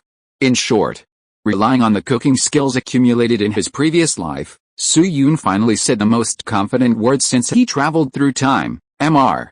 Newton, to be honest, my hometown is a powerful country famous for its food, and I have learned the skill of cooking since I was a child. Take Britain as an example. This place is close to the sea, and the cooking of offshore and coastal creatures happens to be my specialty. For example, grilled lobster, braised sea crabs, steamed fujianese, etc. Then he paused, thought of his task, and continued to hint with the words, in addition to cooking, I also have some experience in academics. I am an assistant professor at the Faculty of Natural Sciences of Leiden University of Higher Education, and I am quite proficient in mathematics and physics. If you are interested, Mr. Newton. However, before Soo-yoon could finish his words, Newton drooped his eyelids and interrupted, thank you, I understand. How about this, Fatty? I will prepare some ingredients for you tomorrow, and then I will see your cooking skills. I have read some ancient books at Cambridge University, and I heard that Oriental cuisine is completely different from what I usually see in Britain. If I have the chance, I still hope to taste it. In addition, there is the maintenance of the fruit trees in the manor, and the garden must be patrolled at least twice a day. Newton's emphasis was on Soo-yoon's work, as if he didn't hear the second half of his introduction at all. Soo-yoon nodded mechanically and blinked in confusion. This script is wrong. Under normal circumstances, Newton should not be surprised after hearing his introduction, looking at him with a look of surprise, suspicion and scrutiny, and then throwing a problem that has been stuck for a long time, and then be ecstatic after he solves it, shouting that I am not alone, and then pulling himself to talk with a candle at night, and finally sleeping with his feet together, waiting to wake up to find that the task is completed? But soon, Soo-yoon figured out the reason. There is no other reason, because the other party is Newton. Newton was extremely arrogant, even his own mentor was disdainful. He must have heard the second half of Soo-yoon's words clearly, and most likely he would not have doubts, but so what? There were many students of the same level or even higher than Newton in Cambridge University. Do you think Newton paid attention to them? In Newton's view, for any problem that he could not solve, except for a few people, no one else could solve it, and those few people were either in the Royal Society of London, or in the Berlin Academy of Sciences, or in the Paris Academic Union. In short, they could not be around him, let alone the same age as him. This is the arrogance generated by extreme self-confidence, but Newton deserves this arrogance. Newton's attitude towards others in academia is like a person walking on the road who would not care about the ants under his feet. In local terms, it is. Summer insects cannot talk about ice. This is Newton, this is Newton. A genius who cannot be viewed with common sense, has a deformed and unpleasant personality, but is brilliant. Therefore, naturally, Soo-yoon was ignored by Newton as a rare person. Besides, at this point, Soo-yoon's status has been roughly defined, a guest between a guest and a servant. He does not need to be as respectful to Zionia or others as a servant, but he still has to help with some work on weekdays. If Zionia is satisfied, Soo-yoon may even have to work part-time as a cook. As for the timing of academic entry, it may still need to be observed. There is definitely an opportunity, but there are also many variables. In short, this is a less than ideal start, and it still takes some thought to complete the task. Chapter 10: A Simple Painting. In the room. After explaining many matters, Zionia clapped his hands casually. Okay, I've said everything I need to say. You should get out of bed and walk around. I'll also introduce you to the layout of the manor. Soo-yoon had this idea in mind, so he immediately went with the flow. Then I'll trouble you. Zionia nodded, walked to the cabinet beside the bed, bent down and fiddled with it for a few times. After getting up, he flicked his right hand lightly. With a click, a pair of shoes and 2 socks were thrown in front of Soo-yoon. This is a pair of old shoes. The side wings and back are made of gray coarse linen, with some black spots. The front wind is a piece of leather, with obvious wear on the surface. Judging from the current era background, the material of the leather should be deerskin. Then Zionia pointed at his shoes and said, These are the brogues I wore in high school. They should be similar to your foot shape. Remember, don't wear these shoes outside the manor. If you want to go out, be sure to tell me in advance and I'll get you another pair of shoes." Su Yun still nodded in cooperation, not because he had been successfully pulled, but because he knew very well that Newton's words were not restricting his freedom of movement. There was only one reason why Xiaoniu asked him to change his shoes when he went out. In Britain or Europe these days, it is really hard to go out without seeing shit and urine. Britain's emphasis on public health only began after the end of the plague, and it was not until around 1690 that it was popularized at the county and town level. At present, the whole of Europe's understanding of infectious diseases, such as plague, is still only at the isolation stage. Britain is even in the first echelon, and the first case in Europe to be arrested for escaping from the ward occurred in Britain. The unlucky and lucky guy was named Henry Ross, and the incident happened in St. Bartholomew's Parish in 1604, which was 60 years ago. Strictly speaking, this is a process of completing cognition, and there is nothing to criticize or despise.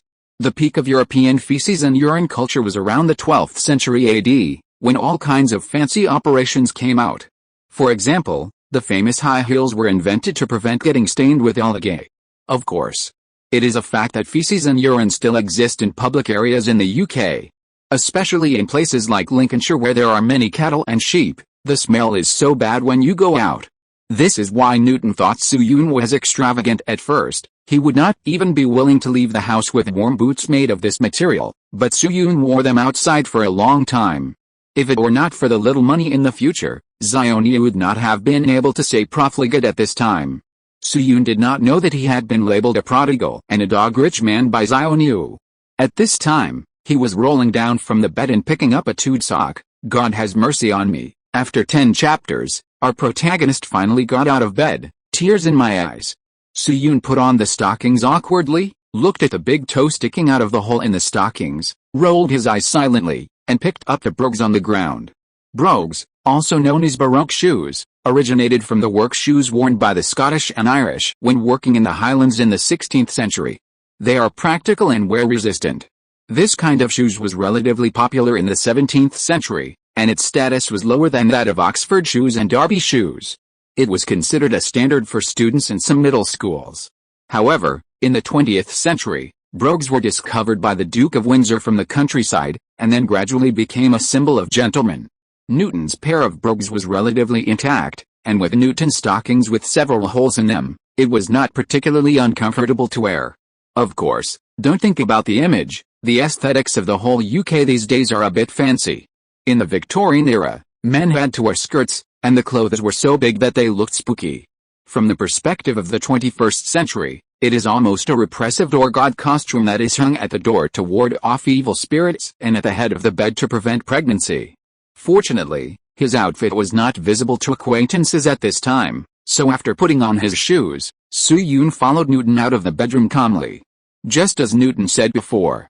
Perhaps because the house was originally a garden house, the overall area of the house is not large, and it can even be said to be a bit small. The bedroom is connected to a small room of about 20 square meters. If the bedroom door is taken as the origin, there is a small window on the left side of the room, and a desk is placed in front of the window. There is also a quaint little bookcase next to the desk, which is filled with a pile of books. On the right side of the room is a relatively thick door, and a blackened old blanket is placed at the entrance. Obviously, this is the exit of the whole house. If the area occupied by the external fence is not counted, the building area of the whole house is just over 60 square meters. This specification is still relatively rare in Europe, whether in the 17th century or the 21st century. Converted to the local housing nature, it is almost like a family of 4 living in a 25 square meter house in Shanghai, which is so crowded that it cannot be lived in without a dream home renovation. Of course, if it is done by a designer named Tao, it is estimated that it cannot be lived in after the renovation, and you will have to ask you for 1.3 million renovation fees. Then Xiaoniu took Su Yun to the window, pointed outside the window and said, "Fat fish, as you can see, the fruit trees in the manor outside the window belong to my family. In addition, about 1,000 feet west from the fence is the village road of Woolsthorpe, and further north is a well. Near the well, you can see a windmill built more than 60 years ago. As for the direction of Lincolnshire, I don't need to say more. You escaped from there." Su Yun heard this and nodded silently.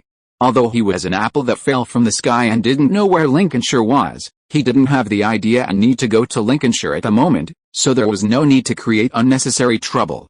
Then Newton withdrew his gaze from the window, pointed at the desk and bookcase and said, "As for here, this is where I study and work. Without my permission, you are not allowed to touch any piece of paper, even if the ink spills and contaminates the page." Compared with a casual introduction of the landmark outside the window, Newton seemed much more serious when talking about the desk. His tone reminded Soo-yoon of a friend of his who was a two-spined newt. Every time he went to his house to play, he treated the rows of figurines in the same attitude. But soon, Soo-yoon's attention shifted to the desk. Or to be more precise, to the several manuscripts on the desk. One of the manuscripts contained 2 pages of stick drawings, with simple and sloppy content. On the left side of the first page was a tree, and under the tree stood a stick figure. The scene on the second page was almost the same as the first one, except that in this scene, another stick figure fell from the tree. And the falling stick figure was circled with a heavy pen, with a pair of up and down arrows on the edge of the circle, and a question mark. Seeing this, Soo-yoon's eyes suddenly lit up. Chapter 11, Maverick's 2 Birthdays. The content of the simple drawing that Soo-yoon saw was very simple, but the information it revealed was also very clear. Zhang has become curious about universal gravitation. In terms of nature, this is undoubtedly a milestone-level drawing. However, for Soo-yoon, who was acting as the apple, the feeling in his heart was slightly subtle. Of course. Although Newton had a vague premonition at this time, he still had a long way to go before he could fully derive the law of universal gravitation.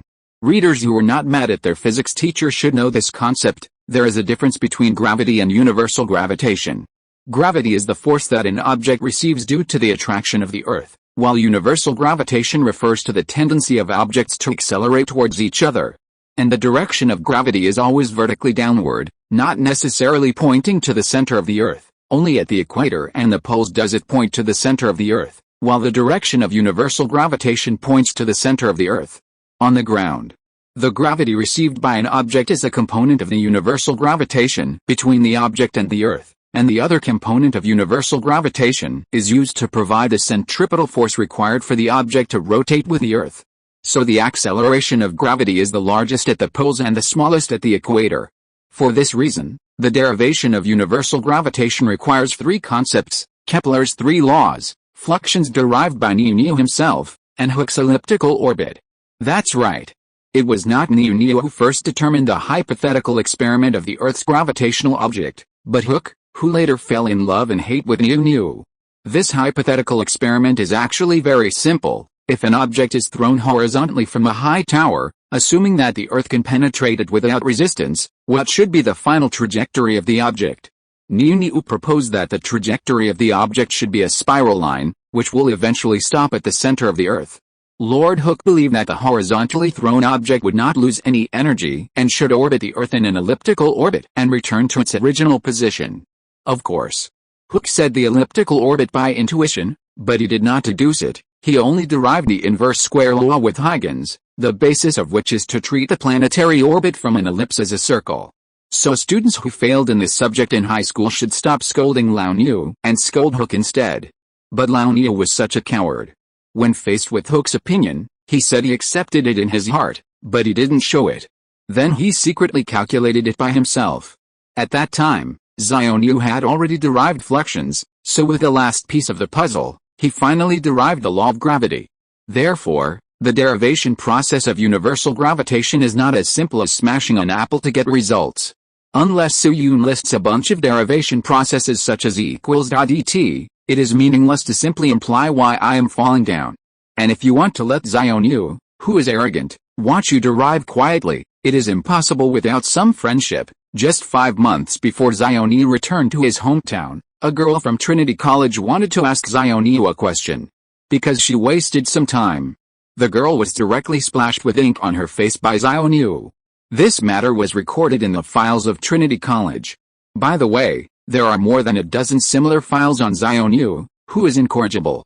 So, as I said, Mr. Niu's academic status is like Mount Everest, and his character is like the Mariana Trench. Soo-yoon received the task of becoming friends with Zhang. In terms of difficulty, it is not much lower than deriving the law of universal gravitation. Moreover, According to the nature of that aperture, Su Yun doubted whether he could write the entire derivation process smoothly without loss. Things like time travel have appeared, and the great silence technique is nothing. So, as I said, everything must be considered in the long run. Then Su Yun's eyes moved away from the manuscript and fell on a metal pedestal. The main body of the metal pedestal is a cross, about 30 centimeters high, and the base is suspected to be made of copper, with a number engraved on it. 1642, 1225, 12.25, that is Christmas. The moment Su Yun saw the number, a gleam of light flashed through his mind, but he still asked knowingly, Mr. Newton, what is this? Zhongjing reached out and touched the top of the cross, and said calmly, as you can see, it's my birthday. Zhongjing's answer was a little casual, just like a local introducing to a guest. Those are the flowers I planted last year, not expecting the other party to give any feedback. But to his surprise, Su Yun's face showed a hint of surprise. December 25th? Isn't that Christmas? It turns out that Mr. Eichser and Jesus have the same birthday. Then he pointed to the Holy Bible on the desk that had knocked him unconscious, and said with a smile, Mr. Newton, in my distant eastern homeland, people like you are generally regarded as blessed lucky ones. Maybe in a few years, you will be worshipped in a certain field like that person. Hearing Su Yun's words, Zhongjing was stunned at first, then a hint of excitement emerged on his face, and his tone trembled a little. Lucky man? Feiyu, are you serious? Su Yun nodded very affirmatively and explained, of course it's true. This kind of lucky man sometimes has a nickname, called this kid. They may have a lot of bad luck when they are young, such as being broken off, bullied, betrayed, or even rejected by their parents. But as long as the right time comes, they will soar into the sky, and eventually shine like stars, so terrifying. Hearing this, Newton's eyes suddenly lit up. At first he thought Su Yun might be praising him, but when he finished the latter part, he was sure that what Su Yun said was true. Because except for the broken engagement, all the rest of the things happened in Zhongjing's childhood. And he was sure that he had no intersection with Su Yun in the past, and the other party had no ability and no need to inquire about his past. He was just an ordinary college student with a bad temper and no popularity. Who would inquire about him? Therefore, there was only one possibility. He was the kind of boy that Su Yun said. Of course. Newton made this judgment not because he was given a halo of reduced intelligence, but because it involved a secret that he had never revealed and would only mention in a letter to Formosa in 1719. He was a senior middle school student who believed until his death that he was a chosen person who was given a sacred mission. All of this started with a birthday of the Mavericks, 2 birthdays that were assigned to different nodes in the later calendar. Note, today, I asked a friend and found out that the internet terminal of the Bodleian Library of Oxford University could find the scanned manuscripts of Newton, a total of more than 170 letters, so I downloaded them all. When you see this chapter, I am still downloading. The VPN is so slow, 23 kilobits per second. Chapter 12, Maverick's 2 birthdays. As a famous figure in the history of physics, Zhongjing's birthday is somewhat special in the 21st century. Because if you look it up, you will find that he has 2 birthdays, January 4th, 1643 and December 25th, 1642. The reason for this situation is due to the calendar problem. In fact, both birthdays are accurate. However, the one on December 25th uses the Julian calendar, and the one on January 4th uses the Gregorian calendar. The so-called Julian calendar is a calendar issued by the ancient Roman dictator Julius Caesar in 46 BC. The one that was kicked by a bat spirit. The Julian calendar is a solar calendar, which sets the time for the Earth to revolve around the Sun, that is, the tropical year, as 1 year. But people who are familiar with geography know that the tropical year is not an integer when calculated in days, but 365.2422 days. The Julian calendar sets a year to 365 days, which is slightly less than a tropical year. For this reason, a leap year is set every 4 years, and the leap year is 366 days. This averages out to 365.25 days per year, which is 0.0078 days more than the tropical year. According to simple mathematical multiplication, the Julian calendar has an extra 3 days every 400 years. After more than 1,500 years, it has an extra 10 days. So in 1582, Pope Gregory issued an order. 10 days will be missing that year. The day after October 4th, 1582, is not October 5th, but October 15th. At the same time, the leap year method was changed. Any year that can be divided by 4 is a leap year, but when the year is followed by a century year with 2 zeros, it must be a leap year that can be divided by 400. In this way, there are 365.2425 days on average in a year, which is 26 seconds more than the tropical year. It will take about 3,000 years before there will be an error of 1 day. This new calendar is called the Gregorian calendar, which is the Gregorian calendar used today. The Gregorian calendar was implemented in 1582, but Britain was not a Catholic country and did not obey the Pope's order, so they did not switch to the Gregorian calendar until 1752. That is to say, when the little calf was just born, Britain still used the Julian calendar. So in English literature, it is customary to use the Julian calendar to calculate Newton's birthday, which is December 25, 1642. In addition, many countries use the Gregorian calendar later than Britain, such as Russia, which did not switch from the Julian calendar to the Gregorian calendar until 1919. For example, the October Revolution in Russia occurred on November 7, 1917, but why was it called October?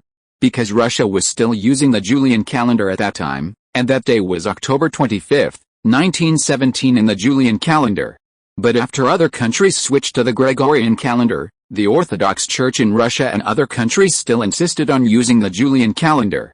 So there is a very interesting thing in these countries. They actually celebrate Christmas on January 7th of the Gregorian calendar. If you are interested, you can search it. The author was embarrassed because of this at the beginning, born on Christmas, bullied when young, and always a very devout Christian. Therefore, during the years when Mr. Neil was still alive, he always believed that he was one of the few people chosen by God, and he had the responsibility and obligation to restore the tampered scriptures to their original state. Mr. Neil wrote about 1.6 to 7 million words of various works in his life, of which about 84% were theological works, so he was originally a great theologian, and studying physics was also to better prove the existence of God. Old Neil's theological journey in this life was even made into an independent subject in the academic circles of later generations, and the relevant citation factor was not low. However, because the faith that Mr. Neil believed in was slightly different from the current doctrine, Neil was just a youth and had no say. So he didn't dare to make his inner thoughts public, and could only pretend to be an ordinary student who loved theology and hid quietly. But he didn't expect that today. The secret hidden in his heart overlapped with this child mentioned by a foreigner. This foreign culture's definition of this kind of people undoubtedly gave Neil a shot of efficient heart booster. This is just like using phosphorus powder to pretend to be a ghost fire. For people with scientific knowledge, it will be exposed in minutes, but for people who believe in ghosts and gods, it is a Taoism. Therefore, for the first time, Neil looked at Su-Yun with a different look. He even patted Su-Yun on the shoulder, which was rare. In his excitement, even the wig on his head almost shook off. If Newton's favorability towards Su-Yun had a progress bar at this time, it should have increased by 20% with a whoosh. Newton, who was in a good mood, couldn't help but touch the copper base again, and then turned to Su-Yun and said, "Fat fish, I'll take you out to sea." Su-Yun naturally wouldn't refuse. "Then trouble you, Mr. Newton." Then the two of them walked out of the room for the first time under the leadership of Neil. In 1665, Britain had not yet undergone the Industrial Revolution, coal had not yet begun to become a popular fuel, and the famous smoke had not yet appeared. Therefore, the main source of domestic fog is the confluence of the warmer water currents in the North Atlantic and the colder water currents in the British Isles. At the same time, a large amount of warm air blown from the sea meets the colder air mass over the islands, forming sea fog and land fog. Although this natural fog is also thick, it does not give people a disparate feeling of suffocation, nor does it carry blood, tears and sin. In addition, the weather today is not bad, so at a glance, the rural atmosphere of the 17th century is still very strong. Of course, the smell of life is also strong. One of the smells comes from the calf. After all, the smell of body odor will not stay away from you because you are a physicist. According to the manuscripts of the Old Cow compiled by Michael White, when Mr. Neil was studying, he would take a bath in the public baths in London once a month and a half on average, and the rest was the baptism during the Mass. Lincolnshire does not have the bathing facilities of London at present, so the smell of the calf is still quite unique.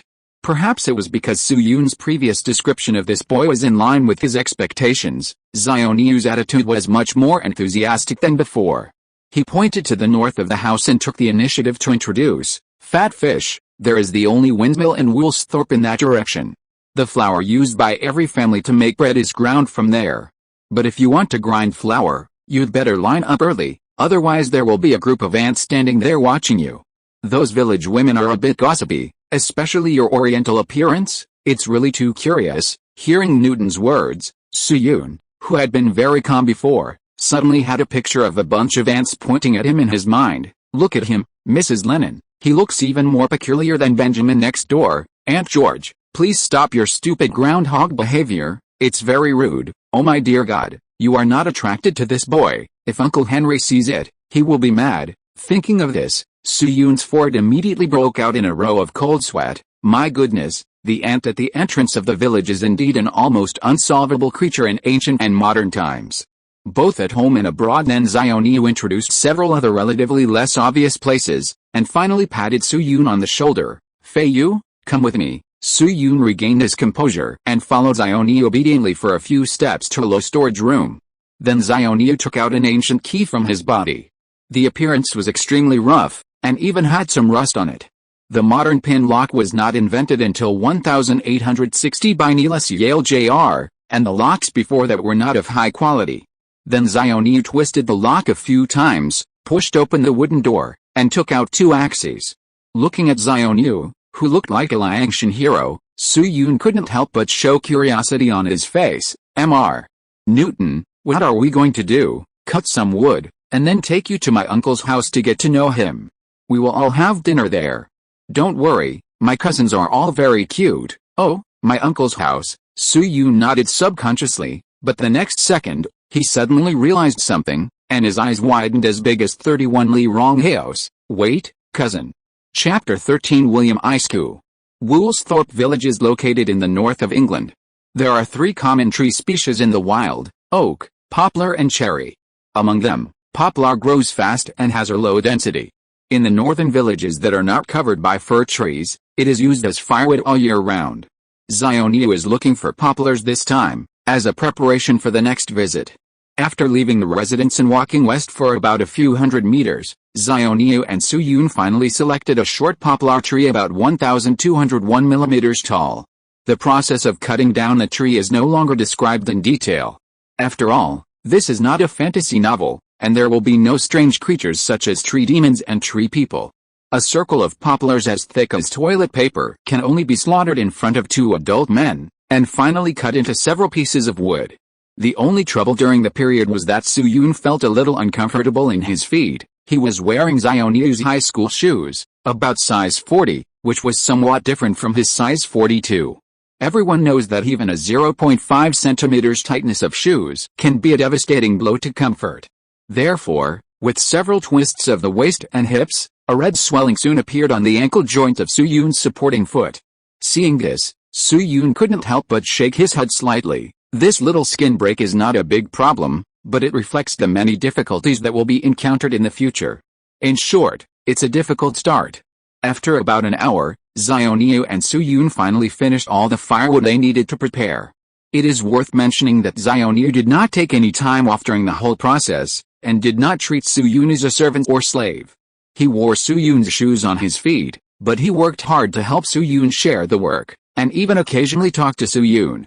This slightly inconsistent picture can be regarded as a microcosm of social thought in Britain in the 17th century between the Bourgeois Revolution and the Glorious Revolution, that is, between 1640 and 1688. To be more serious, it can even be regarded as a conflict in legal cognition. Of course, understanding is understanding, but Su Yun himself still finds it difficult to connect to this kind of thinking track all at once. After all, the difference between the 17th century and the 21st century is not just the number of less than 400 years, but the multiple rounds of changes in politics, economy and culture. Therefore, it is foreseeable that in the days to come, the collision of worldviews will continue. This time, Su Yun and Xiaoniyu sorted out 2 bundles of firewood in total, and each of them carried a bundle, walking eastward like a shepherd boy going down the mountain. At present, Zhang Zhongjing moved to that garden because of a quarrel with his mother. Judging from his proficiency in introducing that room, this situation is obviously not the first time. Zhang Zhongjing's accommodation and study are completed in the garden room, and the 2 meals a day except breakfast are solved at his uncle's house. That's right. The British in the 17th century would eat 3 meals, and some nobles would even add an afternoon tea. This is one of the dividends brought by colonial expansion. Some scholars in later generations believe that Britain completed the optimization of the new generation at this stage. After all, the difference between taking a bath once every 3 days and once every 30 days is mainly in appearance. But the nutritional difference between eating 2 meals a day and eating 3 meals a day may affect many physiological data of the offspring. This can actually be seen very clearly in the current local area. The post-zeros are obviously more than 1 level higher than the post-90s in terms of physical fitness, especially in some areas in the south. The height of the new generation is really rising. Therefore, those so-called remarks that meat, eggs and milk cannot be eaten are all stupid, and their hearts are worthy of death. The site returns to the original place. Before the advent of the industrial age, there was no noise in the British countryside, only the rustling footsteps and the chirping of water birds. Everything seemed harmonious and natural. Without the noise and prosperity of the city, the light blue sky stretched to the horizon from a distance, and the quiet village was looming in the mist. Suyun suddenly felt a little emotional. After being accustomed to the hustle and bustle of the city, who would still remember the country road? The two walked about a kilometer like this, and after bypassing a mountain forest, a house surrounded by a fence appeared in front of them. The house was built entirely of red bricks, with thick mortar joints, and the waistline, arch feet, lintels, tops, window sills, etc. were made of gray-white stones. This house was also designed as a low-rise building. Judging from the triangular roof, it should be a 1-story house plus a 2-story storage loft. The overall area is about 6 times that of Newton's residence. Just looking at this style and layout, this should be considered a very typical 17th century English country cottage. It is not as luxurious as the aristocratic buildings in London, but it has a bit more life. There is a simple cowshed on the right side of the main entrance of the cottage. You can see that a man is busy doing something in the cowshed at this time. After walking to the edge of the fence, the calf first dangled a wood he was carrying on a broken horse post. Then he took a breath and shouted to the man in the cowshed, Uncle William, please open the door." Hearing Newton's voice, the man in the cowshed subconsciously raised his head, allowing Suyun to see his face clearly. This is a middle-aged man of about 45 or 46 years old, tall and with a slightly brown complexion. He wears a plain-colored long-sleeved jacket, an apron around his waist, and a short haircut that is relatively rare in this era. In terms of appearance, this man is somewhat similar to Captain Olga. Of course, if you were lying on the ground, he would be more similar. Zhongjing is famous for his smiling face and socializing. In his opinion, most people can only be divided into 2 categories, mentally retarded and somewhat mentally retarded. In Zhongjing's entire life, there are only 2 Williams who can make him speak actively and with enthusiasm. One is the William coin, which Zhongjing minted by himself in 1714. The other is his uncle, William Escu. William liked Newton since he was a child. In addition to being extremely close to Newton in terms of blood relationship, he could also be regarded as one of Newton's benefactors in his life. William Escu graduated from Cambridge University and was Newton's senior in terms of academic qualifications. If it were not for his joint persuasion with Stock, the principal of Newton Middle School, Hannah would not have let Newton go to Cambridge University. It can even be said that William's persuasion at the time changed the direction of the whole world. If he had not persuaded Hannah at the time, the founder of classical physics would probably have to seek help from someone else. At this time, William Escu was a material merchant, traveling between Italy, Spain, and France, and the main goods traded were cotton, linen, and pig iron. However, due to the raging Black Death in the Netherlands and Great Britain, William's trade chain was suddenly interrupted not long ago. Although he currently has a batch of cotton and linen materials in his hands, he does not have enough funds left. According to the records in the handwritten letter of Zhongjing, before 1668, William's family had some difficulties in life. There were 6 people in William's family, including himself. Under such circumstances, he still allowed Newton to come over for meals, which shows how close their relationship was. Chapter 14: The Legendary Cousin. In the cowshed. William was startled at first when he heard Xiaoniu's greeting, but then he was overjoyed. Hallelujah! Little Isaac? Why did you come so early today? He quickly put the food and grass tucked under his arm aside, wiped his hands on his apron a few times, and walked quickly to the fence. He first took the firewood from Xiaoniu's hand familiarly, hugged Xiaoniu gently, and after separating, he cast his eyes on Su Yun behind Xiaoniu. He took a look at Su Yun's clothes, focusing on the pair of gold-rimmed glasses for a while, and asked politely, Isaac, this is... Xiaoniu secretly looked at Su Yun, and said according to the script they had agreed on, this is an Oriental friend I met in Trinity College. His parents are merchants in the Netherlands. Because he was separated from his family on the way out of London, he temporarily came to Woolsthorpe to find me, and now he plans to stay in the garden house temporarily.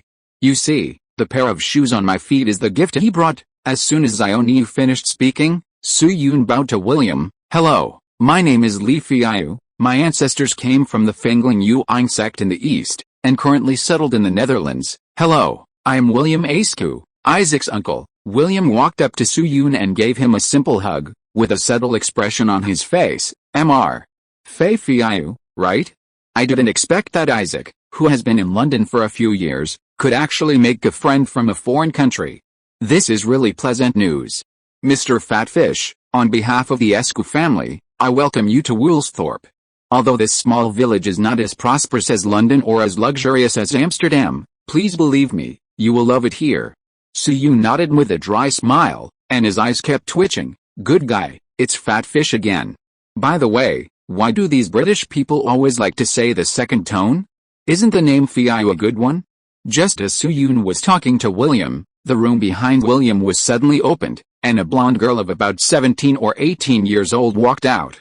The girl had an ordinary appearance, with some freckles on her face that were unique to Europeans, but she was full of youth and looked very energetic. Dad, Mom asked you where you put the whetstone? William turned around and looked at her, thought for a few seconds, and said, go look behind the cupboard, it should be next to the white flag model I brought back from France last time. The girl said oh and trotted back to the house. William turned around again, smiled apologetically at Su Yun, and said, sorry, that's my daughter Lisa. Please forgive me for being so disrespectful. Su Yun was originally planning to say a few simple polite words, but when he heard the name Lisa, his pupils suddenly shrank. Gradually, a tingling feeling of witnessing history came to his heart again. Anyone who knows Mr. Niu knows that this scientific giant was a single dog until his death. But being single is being single. Xiaoniu's emotional experience has become extremely dramatic under the processing of some people in later generations. Rumor has it, Xiaoniu's first relationship originated from the King's School in Grantham, when he boarded at the home of William Clark, a local pharmacist, and was engaged to Anne Storer, the pharmacist's stepdaughter, before going to Cambridge University to study at the age of 19. Later, because Newton focused on his research, the love cooled, and Miss Storer married someone else. But in fact, this is just an introduction by Eric Temple Bell and Ives and the Great Mathematicians. There are two big mistakes in it. First, Xiaoniu was not engaged at all. Second, the girl that Xiaoniu liked was not named Anne Storer at all. William Stickley, a contemporary of Newton, recorded in Reminiscences of the Life of Sir Isaac Newton that Stickley had visited Mrs. Vincent, Miss Storer, Newton's lover at the time, after Newton's death. Mrs. Vincent's name was Catherine, not Anne, and was actually her sister. I found a scanned version of Stickley's original manuscript in the Bodleian Library, and later contacted Mr. Menzies, a big man who had studied Newton in China, from Jilin University, and finally confirmed this matter. I have been busy with this matter these 2 days. How old was Anne Storer at that time? 3 years old. Babies of this age can't even speak clearly, let alone sexual characteristics. Xiaoniu's last name is Isaac, and he is not Joseph, who loves to pull his pants. It would be strange for him to like a 3-year-old child. Eric Temple Bell wrote The Great Mathematician in 1934, more than 200 years after Xiaoniu, so his credibility in Xiaoniu's emotions is not high. However, the relevant versions currently circulating are all about Anne Storer, and only a few mention the name of Catherine Storer. Even a certain stupid author has been deceived for more than 10 years.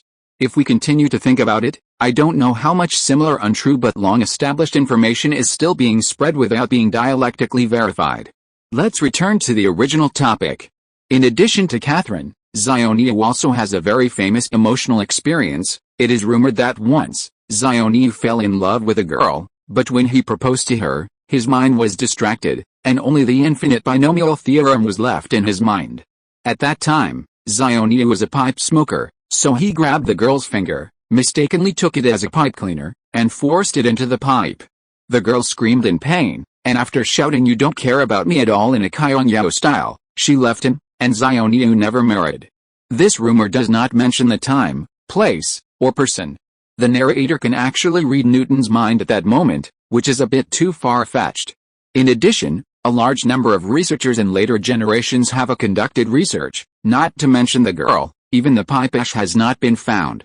In addition to the above true and false rumors, the most famous emotional experience of Xiaoniu is his love affair with his cousin.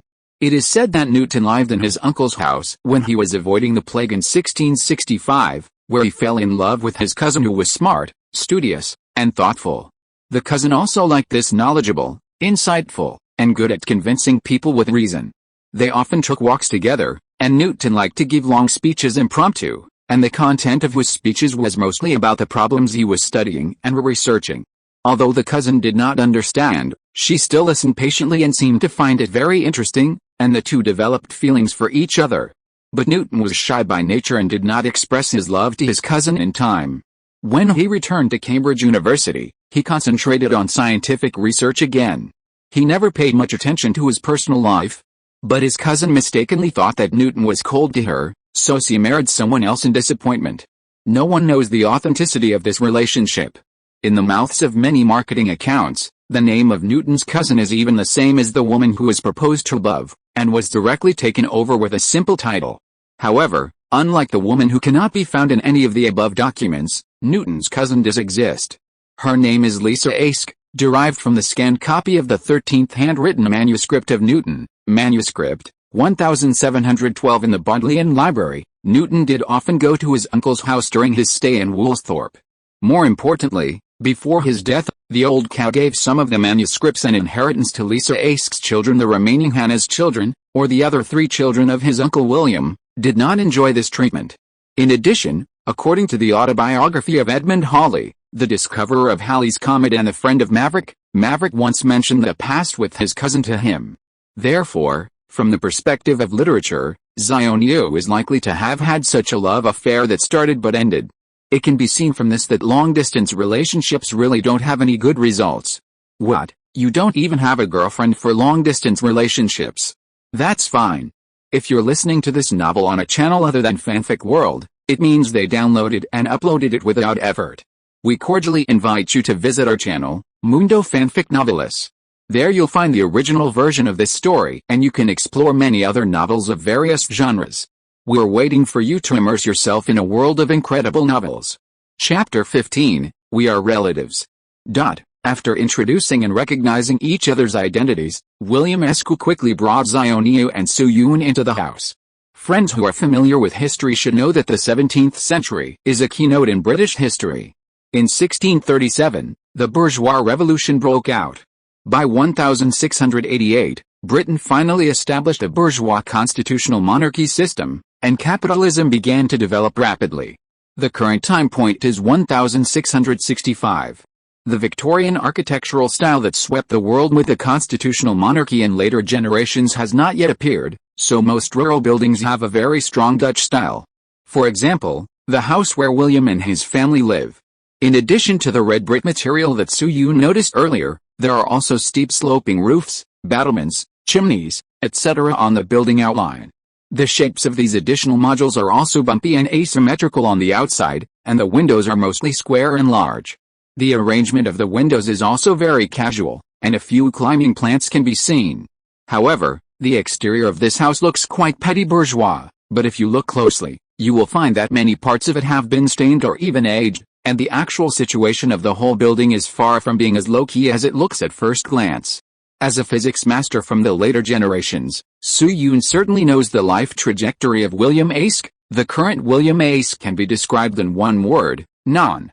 After his sister Hannah Ask, that is, the mother of the little cow, married Nabis Smith, William borrowed a sum of about 20 guineas from her and started a horse trading business. And soon he made a small fortune. The specific amount is unknown, but it is generally recognized by historians that it is between 40 and 50 guineas. So, William spent a lot of money to repair this house, about 10 guineas in total, which is the income of an ordinary family for 15 years. As a result, within 2 years after the house was repaired, William began to lose money for 7 years. According to the records and some letters by Feiyu, William has been engaged in 5 or 6 industries such as iron smelting, construction, fruit, and sailboat manufacturing over the years, but none of them made money. The most recent business William did was the previously mentioned cotton, linen and pig iron transportation. This time he had already found a buyer and could get paid as soon as the goods were delivered, changing his bad luck in one fell swoop. Unexpectedly, the Black Death ravaged London again and the route was temporarily suspended. Of course. Although William was unlucky, he was still a good person. At present, it was a period of British colonial expansion. As a graduate of Cambridge University, William actually had connections to engage in slave trading. Everyone knew how profitable this thing was. At that time, his good friend Robert Cunha had approached him and only needed to take out 5 guineas, about 300,000 now, to participate in a share. However, because William was a truly devout believer, he eventually chose to reject Robert's proposal and continue to do his own serious business. As for whether William regretted it when Robert Cunha became the deputy governor of the Guyana colony in South America 12 years later, no one knew. You can say that William was brainwashed or pious in his life, but from the perspective of fait accompli, he was indeed a conscientious businessman who met the definition of doctrine and concept. Creak, the wooden door of the house made an old and long sound, like an alternative wind chime welcoming the new guests. William's house did not have a very obvious entrance.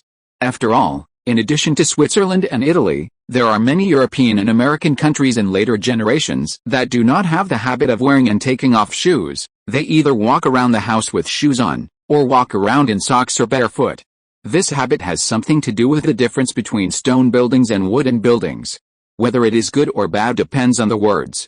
For example, from a normal point of view, we usually say that because of the long history of relevant culture in China, such as etiquette such as sitting opposite each other, it is inappropriate not to change shoes, etc.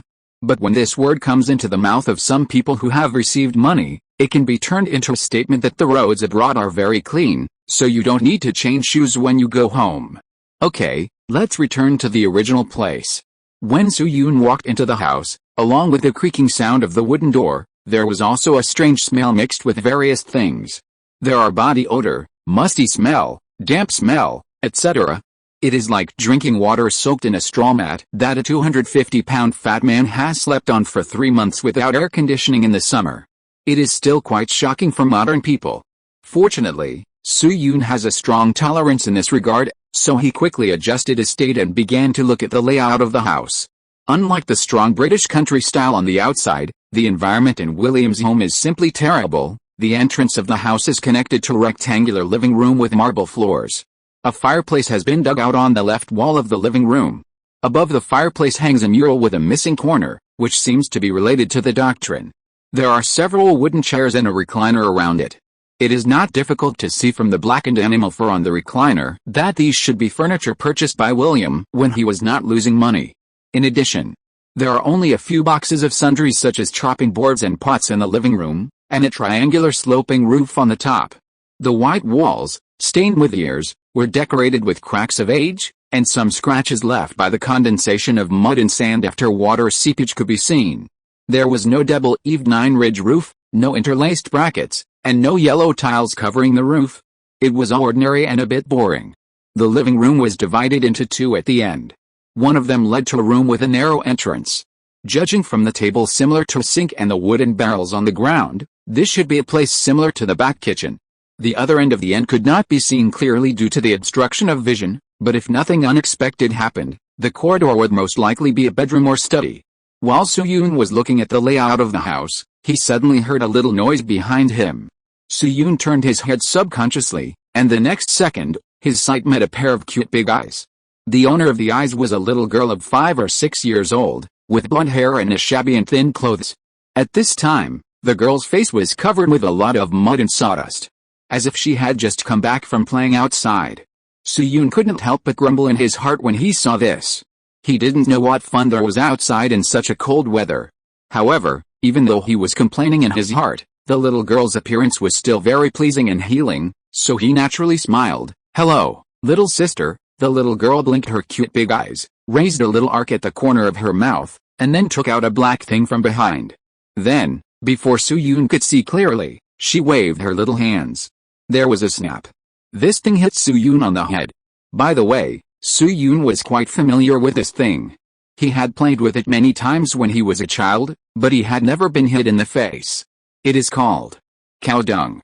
Chapter 16, Su-yoon's punishment. As a modern person with normal XP, Su-yoon certainly didn't have any extravagant thoughts about a 5 or 6-year-old girl. After all, he wasn't that kind of person. He was a staunch Tifa supporter. But at the same time, naturally, he couldn't be too defensive, especially when the other party appeared in Xionyu's uncle's house and was obviously a family member. Unexpectedly, this young man attacked as soon as he met him, and threw a ball of cow dung in front of him. Therefore, Su-yoon was caught off guard and fell on his head. Seeing this, William Escu, who was beside Su-yoon, suddenly changed color. He saw him quickly helping Su-yoon to dust the cow dung with one hand, while shouting in a high pitch of G-ki, "Leilani," as Newton's closest elder, and the only one of them. How could William not know how close his nephew was in the social circle? If fighting can be considered close contact, Xionyou must be the Sea King, and the kind who is invincible in Lincoln County. But putting aside fighting and talking about making friends, Xionyou really didn't even have a friend to say hello to. So when William first saw Su-yoon, especially the bandage on Su-yoon's head, his first reaction was that Xionyou had offended some rich man's son and brought him to borrow medical expenses. As a result, such a VIP guest was covered with cow dung as soon as he arrived at the door. At this time, William had only one thought in his mind: oh my god, pills. But facing her aggressive father, the little girl named Leilani was not afraid at all. She stuck out her tongue mischievously and ran to the end of the living room. "Mom, sister, the monster has caught Brother Isaac, Su-yoon and William and Mavericks." Then William came to his senses, quickly brushed the cow dung off Su-yoon, and kept apologizing. "I'm sorry, Mr. Feiyu, I solemnly apologize to you. That's my little daughter, Leilani Escu. I have been away from home all these years and have no time to discipline her. Now." "Hey, don't worry, I will definitely teach her a lesson." Su-yoon lowered her head and shook the cow dung desperately, while raising a bitter smile in silence. "I was wondering who it was. It turned out to be this naughty child Leilani Escu, the youngest daughter of William Escu." In a letter written by Newton to Stukely in 1703, Newton once mentioned a brazen move by this naughty child. At that time, William Escu hosted a guest from Sweden. Because the guest was of noble status, William began to prepare for the reception in advance. After learning about this, Leilani Escu got a large bucket of cow dung from somewhere, and when the guests arrived, justice came directly from heaven. Leilani did not describe the following events in detail, but the scene must have been very embarrassing, and Leilani would probably not escape a round of mixed doubles. Unexpectedly, after crossing over, this incident that should have happened at the end of 1667 unexpectedly happened to him. "I was careless." On the other side, with a noise coming from the door, several people who were originally in the house were also startled out one after another. The first to appear was Lisa Escu, who had been seen before. The girl was holding the fleeing Leilani Escu in her hand. Leilani held a white flag made in gold in her hand, waving it fiercely, wanting to surrender. Lisa Escu was originally holding this bear child as easily as carrying a chicken, but when she saw Xionyou beside her, her expression was stunned, and she quickly let go of her hand, posing a reserved look. Following behind her was a pair of twins about 12 or 13 years old, with thin frames and looking somewhat malnourished. 4 sisters appeared from the left corridor, chattering for a few words, and finally Lisa Escu said something to the narrow room that seemed to be the kitchen. Soon, a middle-aged woman with a bloated figure walked out. The woman was wearing an apron, holding a bunch of wild vegetables soaked in water in one hand, and a kitchen knife of the same size as the one in the Sionji world in the other hand. Obviously, this is William Escu's wife. Since I can't find her name, I will call her Mrs. William. Seeing this scene at the entrance, Mrs. William blinked and walked up quickly. "Dear, what happened?" William took a piece of cow dung from behind Su-yoon's ear without any disdain and pointed to Leilani opposite. "She, the guest, cow dung?" These 3 concise words made Mrs. William immediately understand what happened. So, the mistress of the house didn't bother to greet Xiaoyu, and joined in the battle of cleaning shit. As for Xiaoyu, he just slapped a few times out of consideration, and then stood aside and flirted with Li Feiyu, smacking his eyes so hard that he wanted to squeeze out his eyeballs. Fortunately, Leilani threw the dung that was relatively dry this time, and the area that tipped was not Suyun's face. Therefore, after a lot of trouble, Mrs. William brought 2 buckets of freshly boiled hot water and took Suyun to the door to simply rinse his head with blueberry juice. After everything was cleaned up, Suyun followed Mrs. William back to the house. At this time, William, including Xiaoyu, had gathered by the fireplace. William sat in the middle with a gloomy face, the twin sisters stayed quietly aside, and Xiaoyu and Li Feiyu were still smacking. As for Leilani, the little girl was standing alone beside William, and her red eyes showed that this naughty child should have eaten a meal of bamboo board fried meat.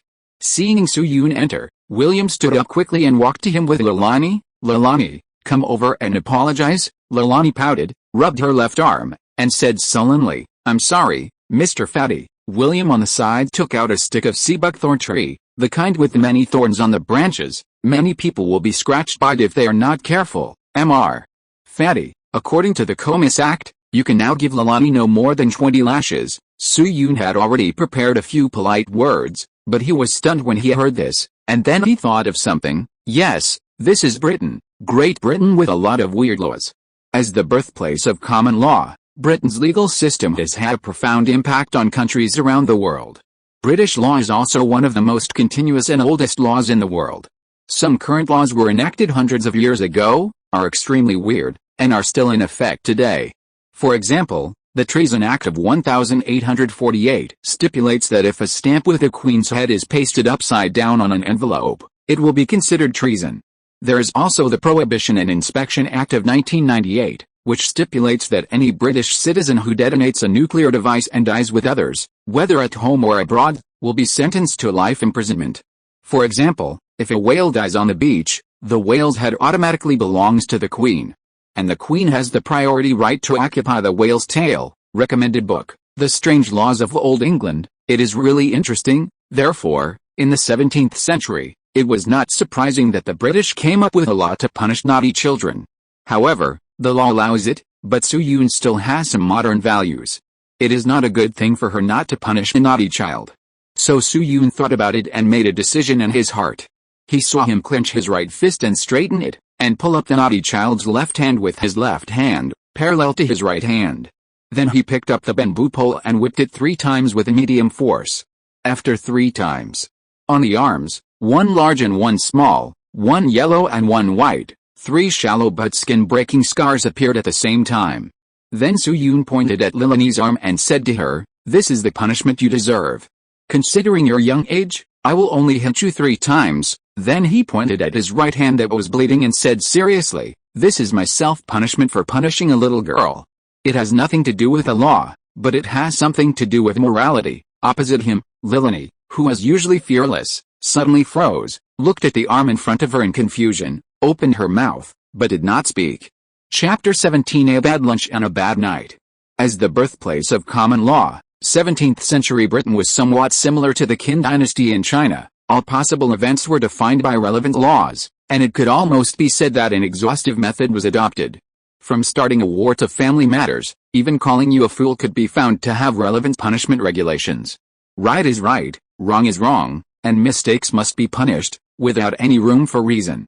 But as a modern person in the 21st century, Suyun's concept of punishment is obviously different from that of the British in the 17th century. He is not a saint, but from a normal person's perspective, a 5 or 6-year-old child who splashed a pile of cow dung would be whipped with sea buckthorn 20 times, which is a bit too harsh. In other words, the sentence is too heavy.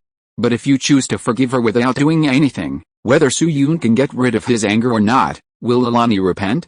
This is obviously impossible.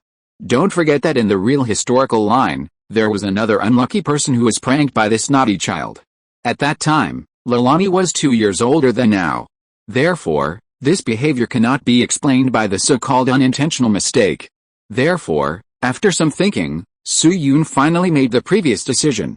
Evils have different degrees of severity.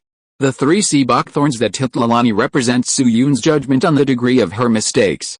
And the 3C buckthorns that hide himself are Soo-yoon's attitude. In any case, Leilani is just a child after all, so out of his own moral qualities, he chose to be punished together with Leilani. Of course, Soo-yoon can actually use this so-called cousin substitution reason to let Xiaonia take the whipping instead of the little girl, and by the way, retaliate for the beating he received. But he is not Wang Kaiyang after all, and he can't say such dirty words. In short, after the ideas and concepts of the 21st century were bombarded by the social humanities of 400 years ago, Soo-yoon finally made a voice of his own in this era. Even if this voice is actually very small, so small that no one may hear it after today, its significance cannot be ignored. At least at this moment, everyone present was stunned by Soo-yoon's performance. Of course, although it is possible to calm someone down, everyone's situation is still different. Mrs. William and the two twins look very pure. They simply felt that Soo-yoon's behavior was a little unexpected, and it was a surprise caused by their inherent cognition. Lisa Ask's expression was more complicated, with some deep thoughts that seemed to understand but not understand. As for William Ask and Xiaoyu, their expressions were not exaggerated, but the amount of information revealed in their eyes was much more than that of the women. At present, the thoughts of Britain are at a time of fierce collision and change. Therefore, although Soo-yoon's behavior is a little beyond the scope, for people like Xiaoyu, Lisa, and William who have been enlightened, William is also a top student who graduated from Cambridge, it will not be incomprehensible or even be secretly scolded as idiot. After a long while, William looked at Soo-yoon deeply. He walked over to Leilani and rubbed her head. Leilani, why don't you say thank you to Mr. Feiyu? Leilani was silent for a while. The limited brain of this 5-year-old girl was filled with question marks and emotions that she could not understand. But in the end, she said sullenly, "Thank you, Mr. Feiyu." Soo-yoon nodded with a teachable expression, and at the same time, he put his hands behind his back without any expression. There was an extremely strong thought in his mind. Damn it, he hit me too hard, it hurts so much. Seeing that a prank that could have caused serious consequences was resolved relatively satisfactorily, William breathed a sigh of relief and restored the dignity of the head of the family. He coughed lightly, turned to Mrs. William and asked, "Dear, is lunch ready for today?" Mrs. William pointed to the wild vegetables on the table. The wild vegetables and lentils have been almost washed, and they can be stewed in 10 minutes at most. The lentils today are very fresh, and they are perfect for sandwiching with bread. William nodded with satisfaction. Okay, then you take the time to prepare it. I'll sit with Mr. Fatfish for a while. Mrs. William agreed, wrapped her apron again, picked up the wild vegetables and returned to the kitchen. William Esque led Soo-yoon to sit by the fireplace, pointed at his 4 daughters and said, "Mr. Fatfish, you already know Leilani and Lisa, they happen to be my youngest and oldest daughters. The remaining 2 are Elora and Andrea, as you can see, they are twins, exactly 12 years old this year. Elora, Andrea, say hello to Mr. Fatfish." Compared with the liveliness of his elder sister and younger sister, Elora and Andrea were much more shy. The sisters bowed to Soo-yoon in a soft voice. "Hello, Mr. Fatfish." Soo-yoon nodded in response. "Hello, nice to meet you." Elora and Andrea were very thin, looking like 2 small bean sprouts, and they didn't grow at all. The reason for this situation is actually very simple. Their growth stage overlapped with a period when William lost money, and they didn't have much chance to take in nutrition. And unfortunately, this situation also affected their future life trajectory. Due to malnutrition, the 2 sisters died at the age of 38 and 41 respectively. Of course, there are also certain emotional factors, which will not be discussed here for the time being. After introducing his daughter, William began to talk to Soo-yoon with some curiosity. Like Xiaoyu, he knew the existence of Orientals, but had never met them. Although the worldviews of both parties differed by a full 400 years, William was at least a college student who graduated from Cambridge University, and his vision and IQ were actually among the top ones. In addition, although he didn't make much money in these years, he traveled a lot, so when he chatted, it was like a fishing bar brother, knowing a little about everything. Therefore, after a long conversation, Soo-yoon found that he and William were unexpectedly in sync. "What, you ask what Xiaoyu is doing at this time? Of course, it's clacking." About 20 minutes passed like this. Mrs. William walked out of the kitchen with a steaming crucible in both hands and took small steps. Chapter 18: A Bad Lunch and a Bad Night. Inside the house. After walking out of the kitchen, Mrs. William first put the crucible on the table, wiped her hands on her apron a few times, turned to Lisa Escu and said, "Lisa, you share the bread." Lisa quickly stopped clicking her eyes, stood up and replied, "No problem, Mom." Then she took the Ellera sisters to the dining table and quickly took out a small basket covered with a white cloth from under the table. Then she lifted the white cloth and began to distribute the bread. Mrs. William returned to the kitchen and after a while, she brought out a smaller cooking pot again. The arrangement of the dining table was actually very simple, but it seemed very happy, because there were guests this time. Mrs. William specially prepared an extra meat dish. The chattering of several little girls accompanied the spread of the temperature of the fireplace, gradually warming Soo-yoon's heart a lot. In the 17th century, except for the powerful and wealthy class who hired servants, the cooking rights of ordinary families in Britain were basically in the hands of women, and sometimes they would even drive away the men in the family who wanted to help. Therefore, while Mrs. William and Lisa were setting up the meal, William was still sitting by the fireplace, telling the story of the blue sky in Manchester. When everything was ready, he brought Soo-yoon and Zionia to the dining table and asked him to sit down. "Please sit here, Mr. Fatty." Hearing this, Andrea, one of the twin sisters, consciously went around behind Soo-yoon and pulled out a chair for him. Soo-yoon politely thanked him, and while sitting down, he looked at his first lunch in the 17th century with his peripheral vision. The dining table was located on the right side of the living room. It was a rectangle with a length of 2 meters and a width of about 1.2 meters. It was made of wood. One of the supporting legs was a little broken, and a ball of cotton cloth was pressed at the bottom. Mrs. William sat alone on the narrow side, and the rest of the people sat down in a 3-2-3 manner. Sister Elila and Lisa sat on one side, and Soo-yoon, Zioniu and Lilani sat on the other side. There was a piece of bread in front of each person's seat.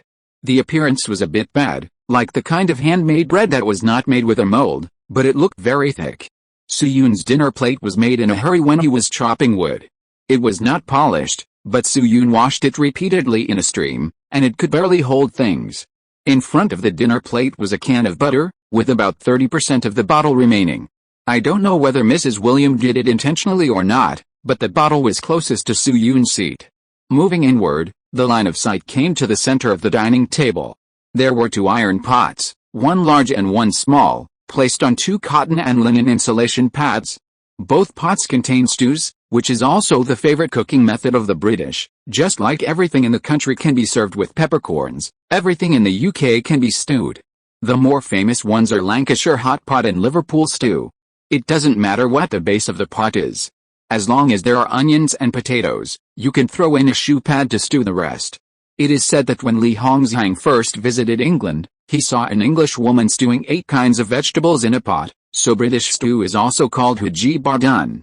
Cough cough. The small iron pot in front of Soo-yoon seemed to be a vegetable stew. At a glance, lentils, cauliflower, wild vegetables, Bramley apples, etc. Perhaps because of the chlorophyll, the whole soup looks gray-green and keeps bubbling.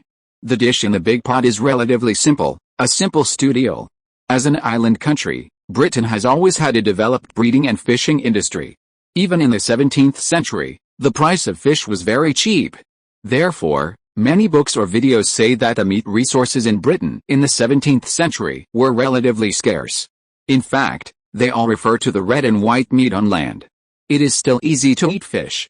For example, the current William family, the whole family may not even be able to take out a guinea, but they can still eat fish frequently, which can be regarded as a comparative advantage of island countries. After everyone took their positions, William put his head together and led everyone in a simple prayer of thanksgiving. Soo-yoon was not a believer, but out of respect for the culture of the times and William's family, he closed his eyes and made a gesture. After 3 minutes, the prayer was over. After opening his eyes, William stood up and took a small bowl of fish meat and fish soup from the big pot with a spoon and handed it to Soo-yoon. Mr. Fatty, this is your fish soup. Be careful, it's a little hot. Soo-yoon took it politely, and then watched William serve bowls to everyone in turn. The eel meat had been skinned by Mrs. William before it was put into the pot. The large piece of fish meat was still very convenient from the perspective of swallowing, but the appearance was so. Soo-yoon glanced at the turbid fish soup in the bowl, and his eyes stayed on the wall of the bowl for a few seconds. Finally, he mustered up the courage and took a sip. 5 seconds later, Soo-yoon put down the small bowl without expression. his stomach churning wildly, and he clenched his back teeth tightly, forcing himself not to lose his composure. Well, how should I put it? It's similar to Laotian snakegrass water. It was mentioned before. Soo-yoon acquired his cooking skills during his time as an exchange student in the UK, so he had a good understanding of British marine fish. So when he tasted the fish soup, he immediately identified Mrs. Williams' problem. First, the fish meat was not marinated with onions, ginger, garlic, cooking wine and salt, which resulted in the fish meat being not smooth and tender and smelling fishy. Secondly, the black film, gills and throat bones of the fish were not cleaned up. The fish tendons are the source of the fishy smell. When processing the fish, you only need to make a cut under the gills to remove the fish tendons, then pat the fish body with one hand and pull the line out with the other hand to pick out the tendons. In this way, the fishy smell of the fish will be reduced. After putting down the bowl, Soo-yoon sighed silently. Well, it seems that this fish soup is not drinkable. Then he cast his eyes on the people at the table again. At this time, William had already divided the fish soup for his family and was stirring the vegetable stew quickly with a spoon, so he had no time to talk to him. Xiaoniu and Lisa were still talking in the team voice chat. The irritable old man was as quiet as a portrait. Ahem, as quiet as a portrait. Elula was talking to Mrs. William, waving her hands when she was excited. Lilani remained silent. At the same time, Soo-yoon noticed another thing. There was no fork on the table except a spoon and a knife. Chapter 19, Bad Luncheon Night. As we all know, the light of civilization in the East is China, and there is also a light of civilization in the West, that is Italy. Italy is called the light of Western civilization because of the existence of the Roman Empire and because it is the birthplace of the Renaissance. One of the reflections of the latter is reflected in the influence of Italy on European food culture. A typical example is the fork. The fork first appeared in Italy and was brought to France by Catherine de' Medici in the 16th century. The popularity of the British fork did not wait until the 18th century. Before that, there were mainly two types of tableware, a spoon for drinking soup and a knife for cutting ingredients. In addition, the British eat with their hands. That's right, hands. This situation can be seen in many early British paintings, such as the peasant's wedding treasured in the Kunsthistorisches Museum in Vienna, Austria. This habit has not changed even in some areas in later generations. For example, a failed writer named Novus Fisherman once saw an Englishman put instant noodles directly into a bowl, put it in the microwave, and then ate it directly with his hands. How to say it? It's not to say that John Bull is not very particular about eating this thing. Of course, there is also a saying that knives and forks were introduced to Europe by the Chinese. However, there is no particularly strong basis for this statement, so just understand it for the time being. Let's return to the dining table. Perhaps some people have an illusion about the fishy smell of eels, thinking that only river fish need to remove the fishy smell, but eels do not need it. There are actually two mistakes in this sentence. First, British eels are actually river fish. They live in the Thames. In 19, the Thames was also high in benzoyl, caffeine and cocaine in the river, which led to a large number of eels rioting. Secondly, the fishy smell of British eels is no worse than that of river fish and carp. If you are interested, you can search or try eel jelly, which is the king of British star cuisine. That is no less than looking up at the stars. In short, unprocessed eel soup is undoubtedly difficult to swallow for modern people like Soo-yoon, but in ordinary families in Britain in the 17th century, it can be regarded as one of the top delicacies. Hoo-ha! After taking a mouthful of hot fish soup, William's face showed a hint of enjoyment. Then he put down the bowl, picked up the bread with his left hand, and picked up the cauliflower directly from the plate with his right hand. He first rubbed the bread with a gray-green soup, then stuffed the bread into his mouth, letting the juice drip onto the table. There were no maids or servants, no red wine or candles, and it was so primitive that it was only slightly better than eating raw meat and drinking blood, because they were too poor to cook with salt. This was Soo-yoon's first meal in the 17th century. He couldn't finish the eel soup, but he had to give the host some face at the table, so Soo-yoon hesitated for a few seconds, and finally picked up the bread in front of him and simply spread some butter on it. The bread made by Mrs. William is somewhat similar to the local steamed buns made with chopped flour. It has a thick and hard texture, and a very grainy texture inside. It tastes very dry but is extremely filling. Soo-yoon once stayed in Wendeng, Shandong Province, and ate steamed buns made with chopped flour and cornmeal for several months, so he was quite used to eating this kind of bread.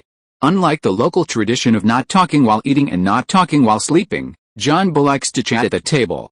The only requirement is that there should be no food in his mouth. Therefore, after drinking 2 mouthfuls of fish soup, William took the initiative to speak. Mr. Fatty, how long are you going to stay in Woolsthorpe this time? Soo-yoon thought about it, and then said according to the requirements of the task, about 1 to 2 months. Now the plague is raging, and the passage between Britain and the Netherlands is blocked. I am afraid it will take some time to send a letter to contact my grandfather, Sir Zhang Zhongjing. Hearing the word plague, William's face showed a trace of worry. Plague, I hope those adults can come up with a solution as soon as possible. Although this is God's will, if it goes on like this, I am afraid something will really happen. Looking at William, who made a cross on his chest, Soo-yoon shook his head slightly. Whether it is plague or cholera, the source of infection of these diseases has only been discovered in the past 1 or 200 years. For example, the plague bacillus, the culprit of the plague, was a strain officially isolated by Alexander Yersin in 1894. In the 17th century, although Europeans realized that isolation could slow the spread of the plague, they knew nothing about its fundamental pathology. After all, cells were discovered by Hooke. Therefore, most people's understanding of the plague is that it is a punishment from God. Some astrologers also attributed the bubonic plague to a vicious conjunction of Saturn, Jupiter and Mars, and it was quite popular. There are many similar things in China, such as the famous 5 pecks of rice sect, which also started with a panic caused by the plague among the people. By the way, speaking of the 5 pecks of rice sect, here's a very interesting thing. Tao Yuanming has a very famous saying, called I can't bend my back for 5 pecks of rice, and I will serve the villains in the village with all my heart. Many people think that Tao Gong is not willing to bow his head for salary, and even a certain encyclopedia records it this way. However, this explanation has a huge loophole. The monthly salary of the county magistrate in the Ming dynasty was 7 stones and 5 pecks, which was considered to be embarrassing.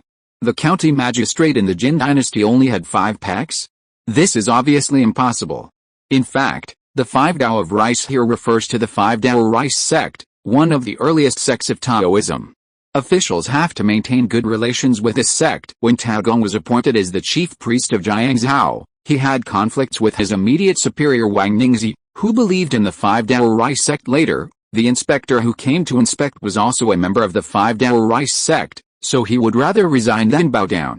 Although from the perspective of interpretation, both are to express Tao Gong's character, but the sentence itself is actually satirizing 2 completely different things.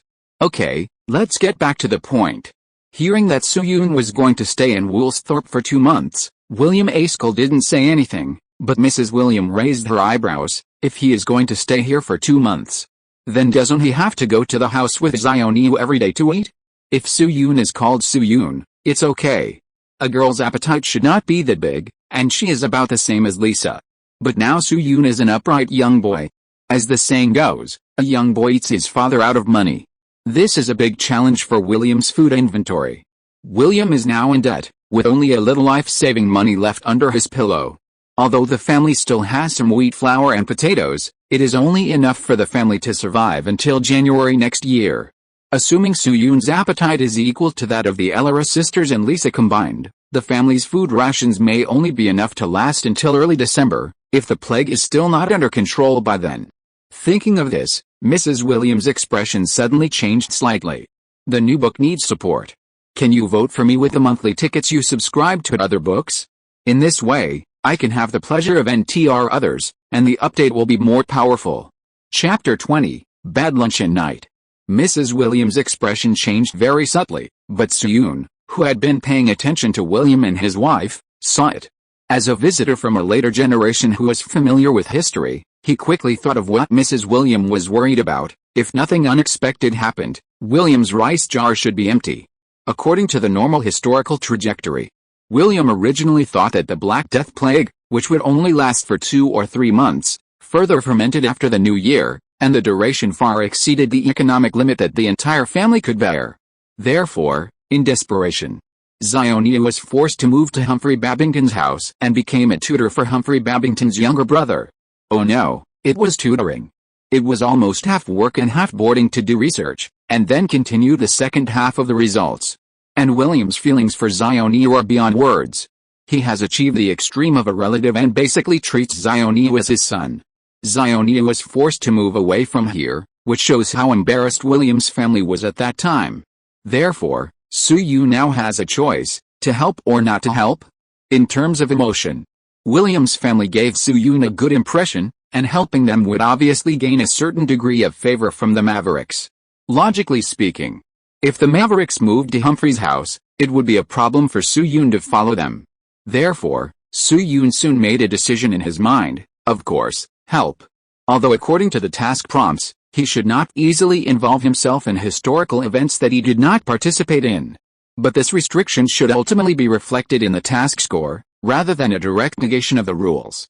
In other words, if the completion of the main task is high enough, this part of the score should be able to offset it, equivalent to a kind of early investment loss. Improve the economic conditions of William and Newton himself, plus give Newton an academic enlightenment at the right time. If you still can't become a friend of the Mavericks, then Su Yun has nothing to say. Of course. That being said, the specific entry point still needs to be carefully considered. At least some things that are not on the field of people's livelihood should not appear, and may have a profound impact on history should not appear. Those who understand the specific things will understand, so I won't go into details. After all, although this is a parallel universe, Su Yun still hopes that the locals will not be affected by his butterfly wings as much as possible. His sight returned to the original place. Although the family's reserve food was already running low, the only two women who really knew about it were Mrs. William and Lisa, one big and one small. In addition, Lisa was still chatting with Xiaoniu from time to time, so the atmosphere of Su Yun's meal was not dull, but rather cheerful.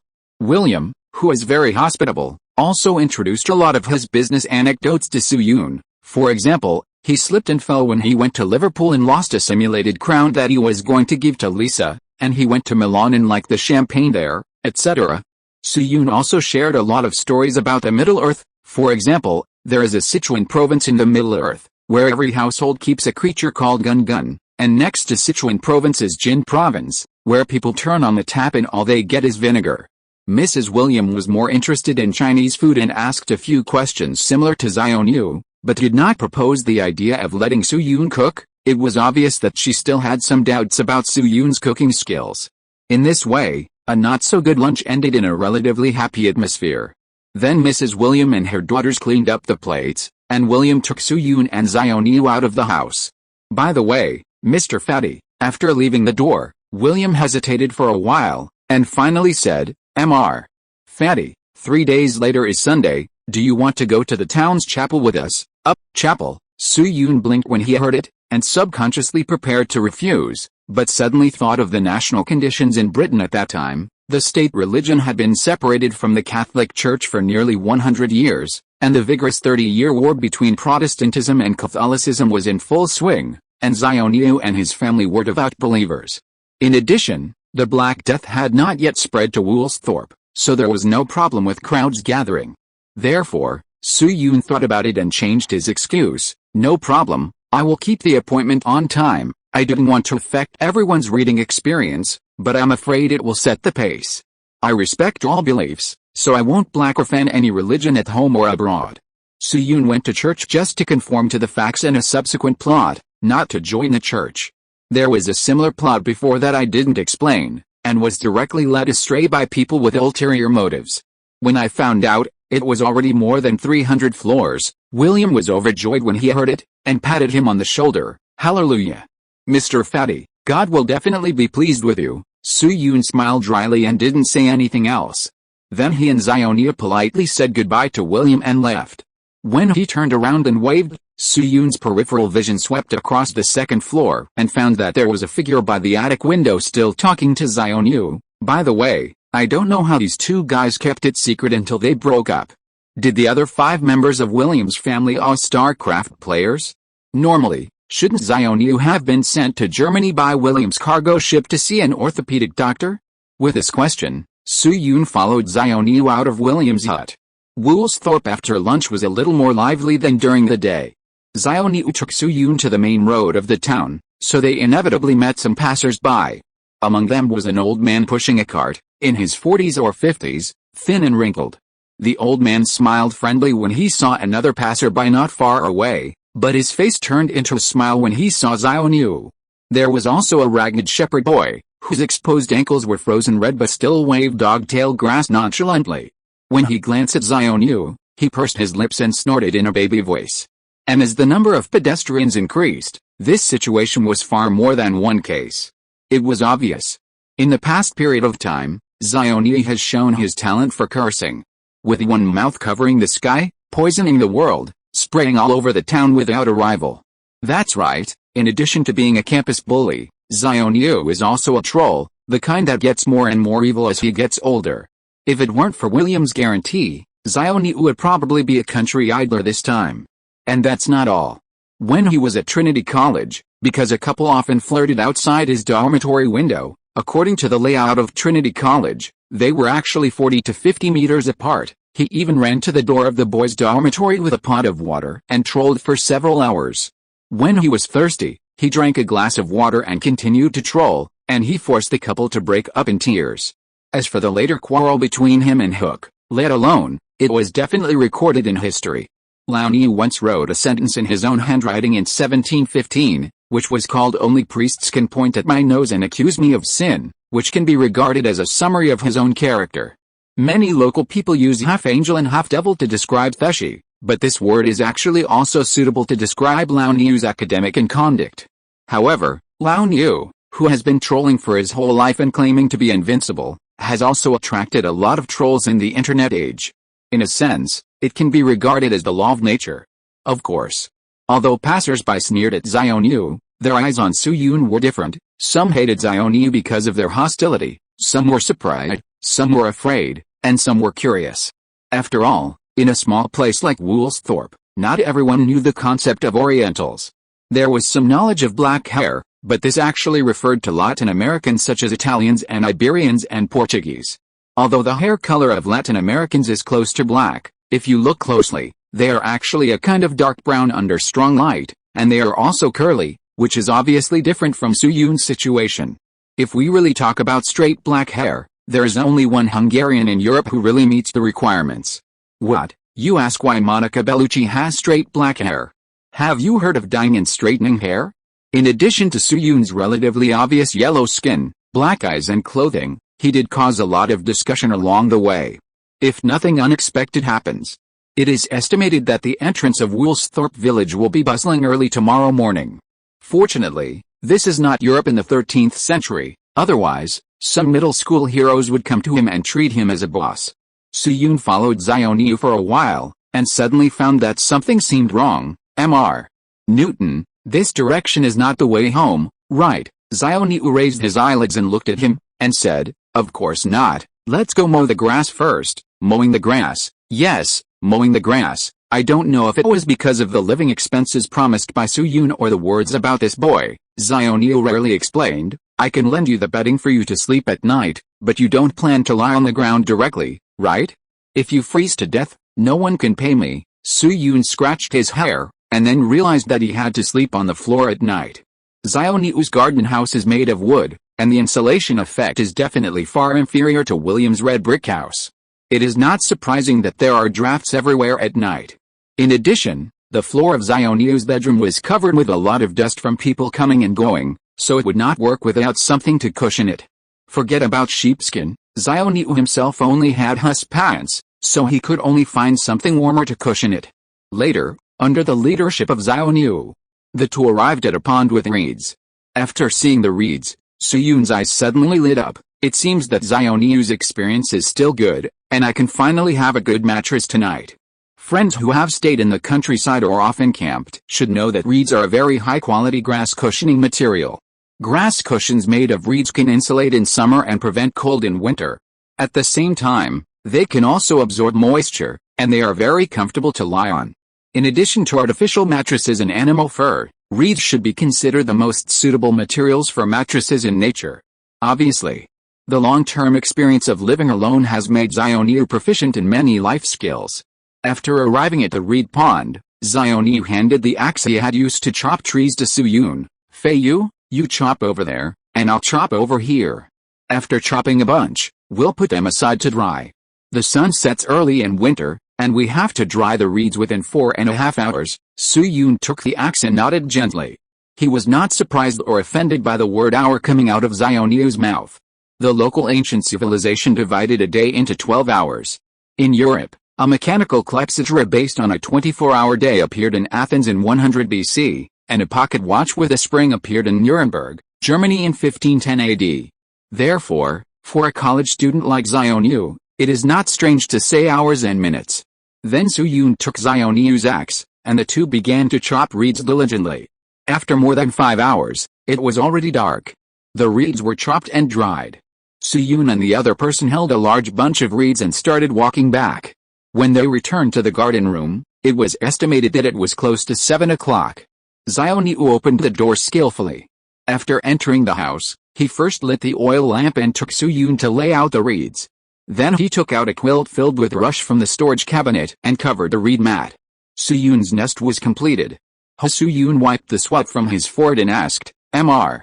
Newton, it's so late, are we still going to Mr. Williams' house for dinner?" Xiaoniyu shook his head at him, walked out of the living room, and after a while he brought back a basket of bread. "We'll eat this tonight." Su-yoon looked at the bread. The marks of the branding seemed familiar, and asked thoughtfully, "What are these breads?" "I got them from my uncle. I get them once a week. I go to their house for lunch to have a hot stew, and I eat it with some water for dinner." After that, Xiaoniyu took a piece of bread and handed it to Su-yoon. "This is the one for dinner, no more." After Su-yoon took the bread, Xiaoniyu took out 2 larger pieces and put them on his plate. Su-yoon, he now understood what those stupid readers in his previous life thought when they saw him throwing away his paper. "You are worthy of it." Looking at the bread in his hand, Su-yoon suddenly thought of something. "Mr. Newton, since the bread was taken from Mr. William, what about the windmill flour you mentioned before?" Xiaoniyu swallowed a small piece of bread with some effort and glanced at him. "Of course I helped my uncle's family grind flour. I eat their bread and drink their soup every day, so I have to do something, right? And this manner is the same. In more than a week, it will be the day for apple harvest. You have to help then. If some apples can be sold, the next days may be a little better. If they can't be sold." At this point, Xiaoniyu's eyes showed a rare worry. "It's okay for me, but my uncle's family may be in trouble. There are 6 people in total." Hearing this, Su-yoon looked at Xiaoniyu with some surprise. Although he knew that Xiaoniyu and William had a good relationship, he didn't expect it to be so good. Being able to get Xiaoniyu to take the initiative to do things is considered a difficult achievement in the game, such as seeing the black moon. No wonder Xiaoniyu rushed back from Switzerland at 4 in the morning to attend the funeral when William died. Then the two of them ate bread slowly without talking. After a while, Xiaoniyu suddenly said, "Feiyu, it's time to go to bed." At this time, it was dark outside the house. Su-yoon couldn't judge the specific time, but roughly estimated that it might be around 7:30. Going to bed at this time is quite early for modern people, but in the 17th century when productivity was scarce, a considerable number of people had already fallen asleep at this time. In addition, Su-yoon's body was already exhausted from chopping wood, walking, and cutting reeds almost all day. Therefore, he quickly agreed, "No problem, Mr. Newton, I want to." Before Su-yoon finished the second half of the sentence, Xiaoniyu blew out the oil lamp. "Su-yoon, I didn't brush my teeth, wash my face, wash my feet, or even change my clothes. What a terrible night." However, with Xiaoniyu's personality, it was obviously impossible for him to give himself another chance to clean his body. So Su-yoon could only sigh and crawl into a simple bed. That night, Su-yoon did not sleep well, and there was a question in his mind that kept disappearing. Why did no one ever tell me that Newton would snore when he slept? Chapter 21 The Difficult First Step. Although Xiaoniyu's sleeping quality is not very good, his snoring is as loud as his ears. But perhaps because he was too tired from working all day, Su-yoon finally fell into deep sleep. There was no conversation all night. I don't know how long it took, but there was a burst of bird calls outside the window. Su-yoon opened his eyes lazily, scratched his messy hair, stretched, yawned, and woke up. It is winter in the British Isles now. The air in the morning is extremely damp and cold. Su-yoon exhaled in one breath, and a cloud of white mist soon appeared in front of him. Then he suddenly thought of something and turned to look to the right. I saw that Xiaoniyu's bed was empty. Obviously, this ancestor had been awake for a long time. The sky was slightly bright at this time. It was estimated that it was probably around 6:30 in the morning, at most 7 o'clock. In China, some writers who stayed up late to write may have just gone to bed at this time. Then Su Yun put his hands together, blew a breath in front of his mouth, rubbed his face vigorously, and quickly got out of the quilt. The workers all know that if you want to get out of the quilt in winter, you must do it in one go while the quilt is not paying attention. After simply tidying up his clothes, Su Yun gently opened the bedroom door and looked out with his head tilted.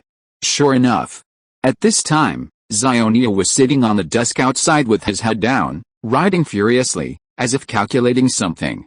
Hearing the movement of the bedroom door, Xiaoniu raised his head and pointed his chin at a tea table at the entrance. The bread is on the table, there is still one piece. After breakfast, take a rest, and then go to inspect the orchard. Xiaoniu hesitated for a while, and changed his words before Su Yun replied, forget it, today is your first day doing this job. I will take you through the process first, and you will go alone starting tomorrow. Su Yun nodded, I understand, Mr. Newton. After speaking, he glanced at Xiaoniu who was writing, and continued, Mr. Newton, I want to go out and get some water to moisten my throat. I have slept all night and my mouth is a little thirsty. Xiaoniu did not speak this time, but hummed softly. After getting permission, Su Yun's eyes flashed with an inexplicable light, and he went out with a wooden cup that he had planed yesterday. There is a slightly old water tank on the side of the garden room. Judging from the age, it should be William's work. It is located out of the side of the window behind Xiaoniu. Su Yun came to the water tank leisurely, scooped saliva with a wooden cup, and poured it directly into his mouth without feeling cold. He gargled. It must be said that before the 19th century, the mainstream cultural habits of China were much stronger than those of Europe. For example, although there were no toothbrushes in ancient China, there were many ways to wash. For example, there is a record of cock crowing, gargle with salt water and Book of Rites. Commonly used toiletries in ancient China included wine, vinegar, salt water, tea, etc. Among them, wine, vinegar, and salt water have a bactericidal effect, and tea is rich in fluorine. Fluorine has a certain anti-caries effect, and can also clean the mouth and protect teeth. Later, the famous willow branches and pig bristles were derived, which were considered early prototypes of toothbrushes. But ancient Europe was different. They basically did not brush their teeth or take a bath, especially in Britain. Even now, many British people still do not have the habit of brushing their teeth, so oral health in Britain has always been a big problem. Of course, this is mainly related to their political and cultural background, so let's not discuss this for now. In short, from a modern perspective, if some customs have no impact, Su Yun is happy to respect them, but he still can't make do with the custom of not brushing teeth and washing face. Therefore, he can only seize every opportunity to keep his body clean as much as possible. If there is a chance, it is also necessary to correct the habits of Xiaoniu and William. Although there is no direct evidence in later generations that their lifespan is causally related to not taking a bath or brushing teeth, correcting this habit is beneficial and harmless. It is also a gain to live a few more months, right? After simply rinsing his mouth, Su Yun dipped some cold water again. He slapped his face a few times. The cool feeling soaked his skin and made him feel a lot more energetic. After washing, Su Yun did not rush back, but looked up at the sky. Tisk, tisk, the sky is cloudless and the sun is shining. It's a good day for fishing. Su Yun rubbed his hands and chose a corner where the sun and shadow each accounted for half. He took off his 900-degree glasses, and then, did nothing, pricked up his ears, and listened carefully to the movement at the door of the garden room. At the same time, inside the house. At this moment, Xiaoniu is quickly doing calculations on paper. A plus B, Mn equals, P plus PQ, Mn equals Pmn plus, Mn, Aq plus, Mn, 2n, Bq, plus, M2n, 3n, plus, M3n, 4n, plus, well, if it is written as E, n ln 1 plus 1 slash n, the exponent is converted to 1 with 0 slash 0 indefinite form. Damn, it's not right. As the pen tip paused, Xiaoniu pulled his hair in annoyance. His cheeks bulged and he exhaled a breath of turbid air. At this time yesterday, he met Su Yun who fell from the sky, and a series of subsequent events happened. In fact, this incident itself is nothing special. It is nothing more than a coincidental encounter. It is just like that. But the scene of Su Yun falling is vaguely overlapped with a question that Xiaoniu had thought of before: why does something that loses support not float up, but fall down? Of course. This question really appeared far before yesterday, and the first person to come up with this idea was not even Xiaoniu himself. But the appearance of Su Yun made this question more deeply impressed in Xiaoniu's mind. Unlike others, Xiaoniu actually has some clues about this mysterious force, that is, Kepler's 3 laws.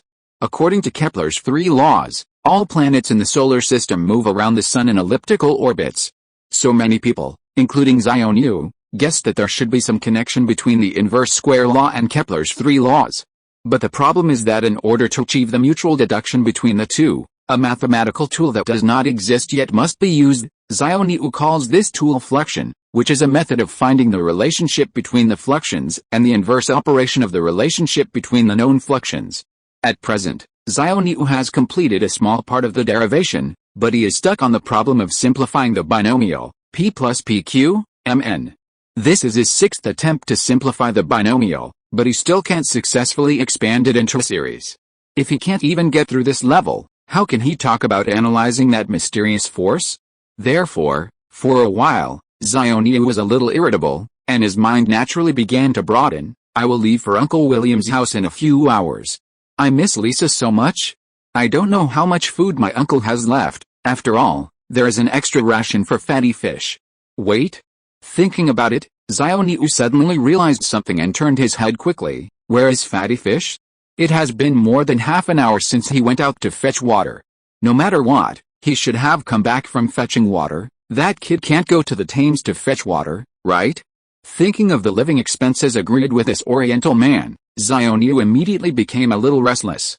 So he quickly put down his pen and walked out of the house quickly.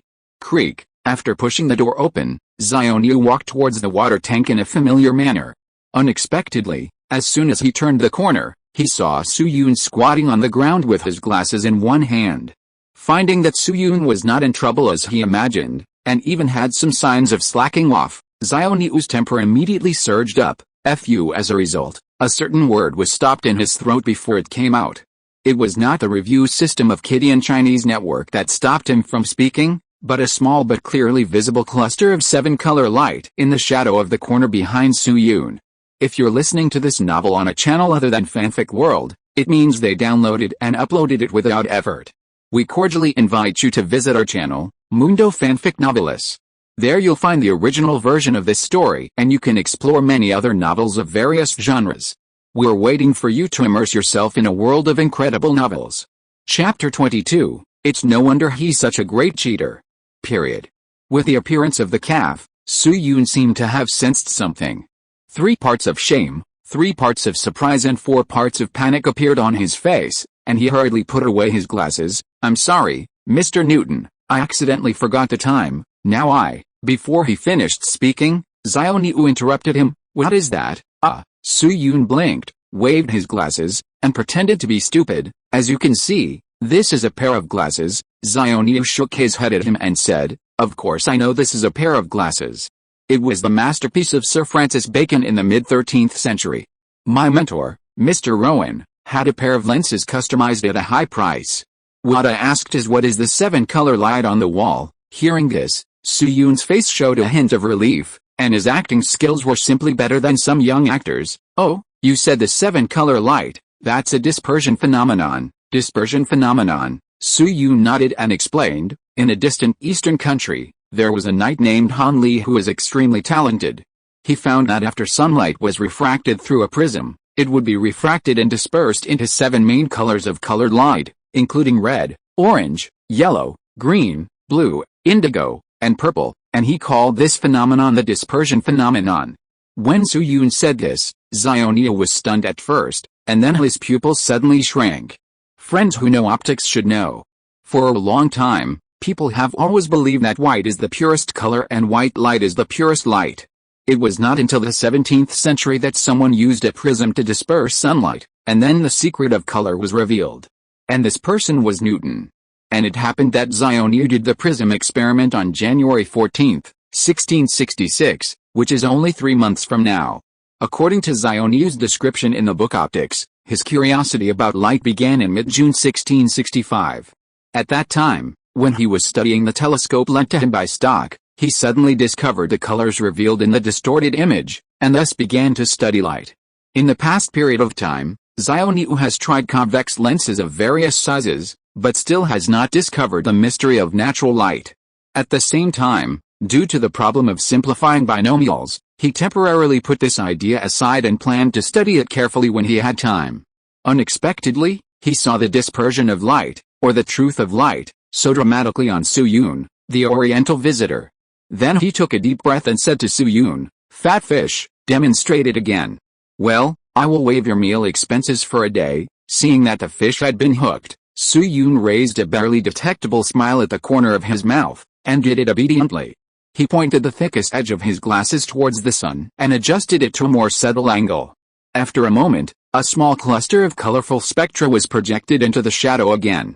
Generally speaking, there are two main ways to operate dispersion experiments: one is a mirror and water, and the other is a prism. However, if the degree of your glasses is high enough, the edge of the glasses can also temporarily achieve the dispersion effect. Because myopia glasses are concave lenses, the left and right sides are relatively thick, especially high-degree lenses. The optical properties at this time will have the properties of prisms. When light hits the lens, the refractive index of each color is different, so the various colors in the light source are dispersed, and then enter your eyes, which is the rainbow. This is also the reason why some people will see color separation when they see the edge or outline of an object at the edge of the lens. The theoretical basis is the dispersion of light. What? You ask what the technical factors are. Of course, the optician's skills are poor. Red, orange, yellow, green, blue. This is cyan, right? Cyan, purple. God, seeing the sunlight refracted by the lens, the 7 colors of dispersion appeared, and Zhang lips were trembling with excitement. As mentioned before, Zhang is a firm believer, so he firmly believes that there must be some codes left by the Creator in all things in the world, projecting the truth of the world. And the 7 colors of light after dispersion obviously meet this condition. Then he turned his head suddenly and stared at Su-yun. "Feiyu, did that Sir Han Li explain this phenomenon?" Su-yun opened his mouth and was about to tell the cause and effect of the dispersion phenomenon, but found that he could not make a sound anyway. At the same time, a prompt box suddenly appeared in front of him again. There was no text on the prompt box, only a flashing yellow exclamation mark. It was obvious. Due to some rules, Su-yun's spoilers to Zhang could only be limited to a certain range, or in other words, he had to do it gradually. But if you think about it carefully, this is normal. Otherwise, wouldn't Su-yun just tell Zhang the vector form of f equals gmmr3, r? So Su-yun thought for a while and said, "Mr. Newton, Sir Han Li only discovered the dispersion phenomenon of light, but did not explain its principle in detail. After all, this was just an insignificant discovery in his magnificent life." Later, Sir Han Li disappeared unexpectedly during an adventure and has not been heard from since.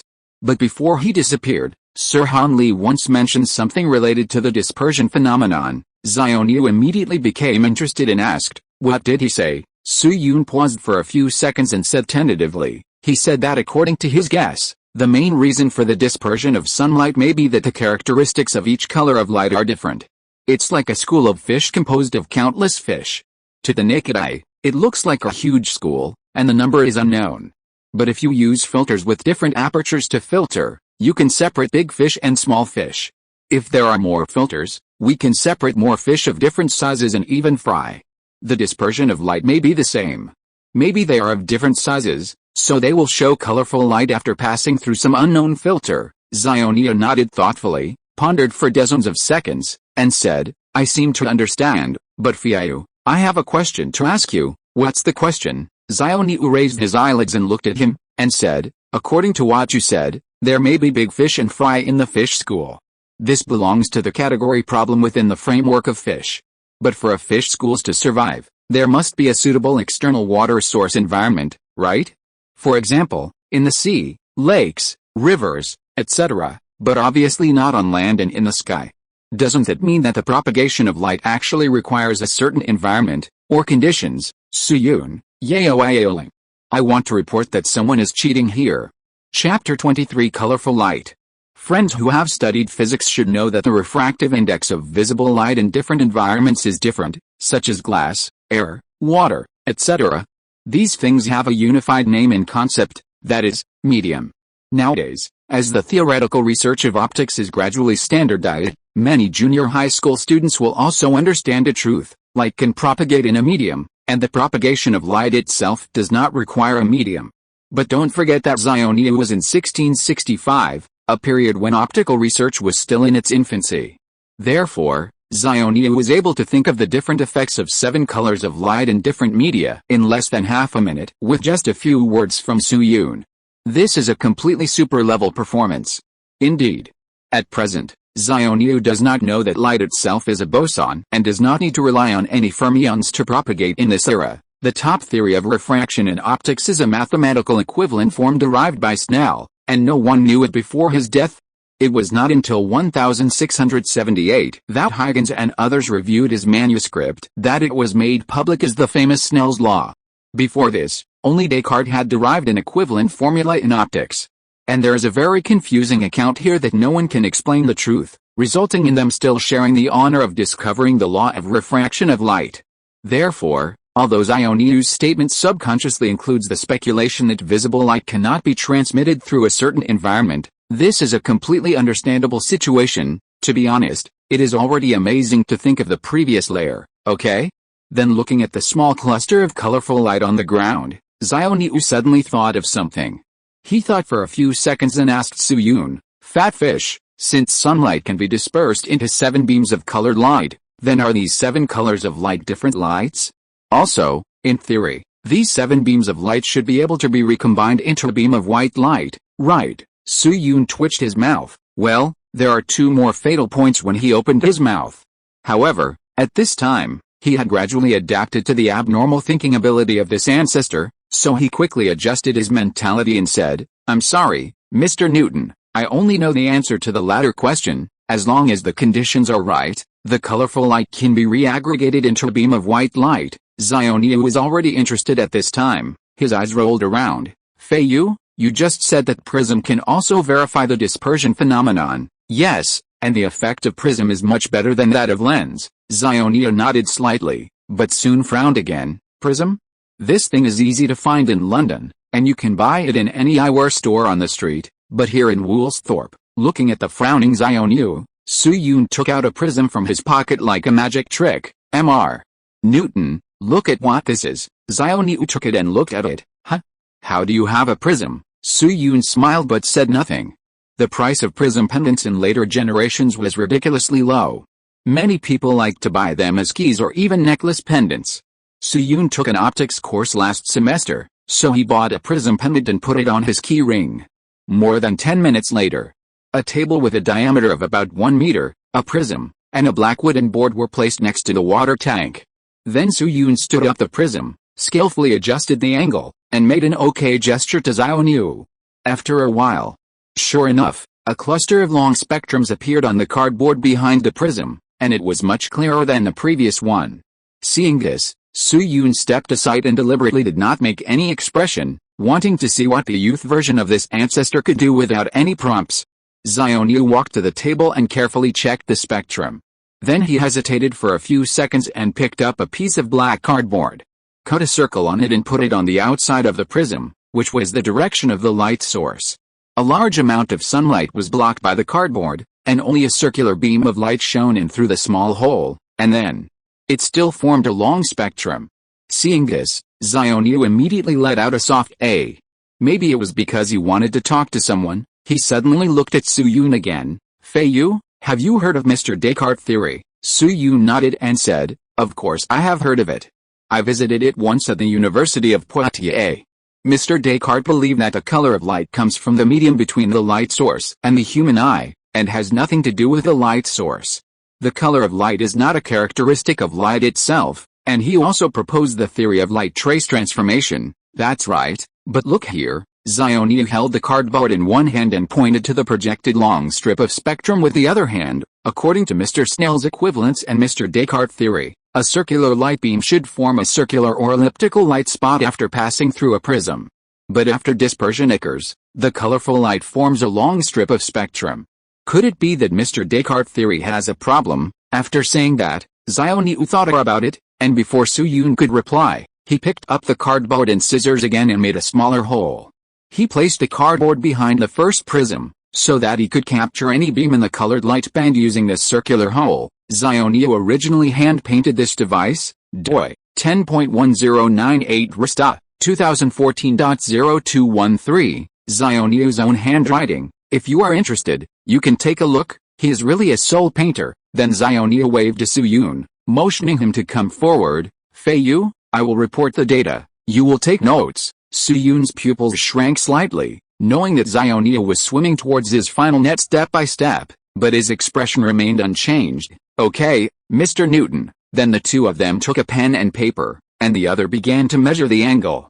Red light, incident angle I 60 degrees, deflection angle Greek letter beta 32.2 degrees. Orange light, incident angle I 60 degrees, deflection angle Greek letter beta 37.4 degrees. Incident angle I 60 degrees, deflection angle Greek letter beta 38.7 degrees. 20 minutes later, 4 groups of 28 data records were completed. Different kinds of light have different refractive indices in optical glass. The deep-seated reason involves the relative magnetic permeability R and the relative dielectric constant R. These two constants need to be calculated by the Maxwell equations in the medium. Then, a model of the interaction between matter and light that conforms to intuition is established. The equation of motion is summarized by linear dissipative force, and then the steady state is solved by complex number method, etc. However, considering that it has not been put on the shelves yet, it is inconvenient for poor readers. Ahem, the content is too complicated. You only need to understand the relevant conclusions from a macro perspective. After all, there was no Maxwell equations in Xiaoniu's era, right? Purple light 1.532, blue 1.528, green 1.519, yellow 1.517, orange 1.514, red 1.513 inches. Looking at the fixed data in front of him, Xiaoniu couldn't help but take a deep breath. It's obvious. The refractive index of different colors of light is different and remains constant. The properties of these 7 colors of light are different. From this, we can draw a conclusion. White light is indeed not a pure light. It is composed of different lights. And this means that he may be closer to the truth of the world. At the same time, Xiaoniu looked at the light that was divided into 7 and then merged into 1, and something suddenly occurred to him. His chest rose and fell suddenly, and he quickly ran back to the house. Chapter 24. The only name in this time and space. Outside the house. Watching Xiaoniu running back into the house in a hurry, Su Yun vaguely realized something and quickly followed him. Bang! As soon as he entered the house, Su Yun heard the sound of a heavy object hitting. He looked over and saw Xiaoniu standing by the desk with a look of annoyance on his face, with his left hand clenched into a fist and his knuckles pressed heavily on the desk. It was obvious that Xiaoniu had deliberately punched the desk just now. Seeing this, Su Yun stepped forward and asked, Mr. Newton, what are you doing? You don't understand. Xiaoniu waved his hands in annoyance, but after a few seconds he thought of something. Feiyu, do you, or that Sir Han Li, know about mathematical tools? Su Yun looked at him stupidly again and asked, mathematical tools? Do you mean a ruler? Or a compass? Hearing this, Xiaoniu's heart immediately sank, but he couldn't stop talking halfway, so he continued, it's not a real tool, but a set of theories that can calculate the rate of change. For example, the dispersion phenomenon just now is an instantaneous rate of change, and it may even involve some particles that are invisible to the naked eye. To calculate this rate of change, we need to use another tool that can be accumulated continuously to calculate the product of the refraction angles. For example, multiplying n a plus b is to take the product of a letter a or b from a plus b. For example, a plus b, cap 2 equals a 2 plus 2 ob plus b2. Forget it, I guess you don't understand. Su Yun glanced at him with a half smile and said, I understand. It's Yang-Wei triangle. Yeah, so you should get ready and wait for a while, Uncle William. Wait, what did you say? Xiaoniu was originally talking along his own lines, but he was stunned when he heard Su Yun's words. Then he suddenly raised his head and stared at him intently. Yang Fei Sanjiao? What is that? Su Yun thought for a moment and stretched out his hand to Xiaoniu. Can you pass me the pen, Mr. Newton? If this was a day ago, when Xiaoniu had just met Su Yun's request would have been rejected by Xiaoniu. He might even be asked, "Do you deserve it?" But with the deduction of the dispersion phenomenon not long ago, Xiaoniu at this time had already vaguely developed a hint of interest and recognition in Su Yun, or the Sirhan Li behind him. Otherwise, he would not have explained so much to Su Yun just now. Therefore, in response to Su Yun's request, Xiaoniu rarely handed over the pen.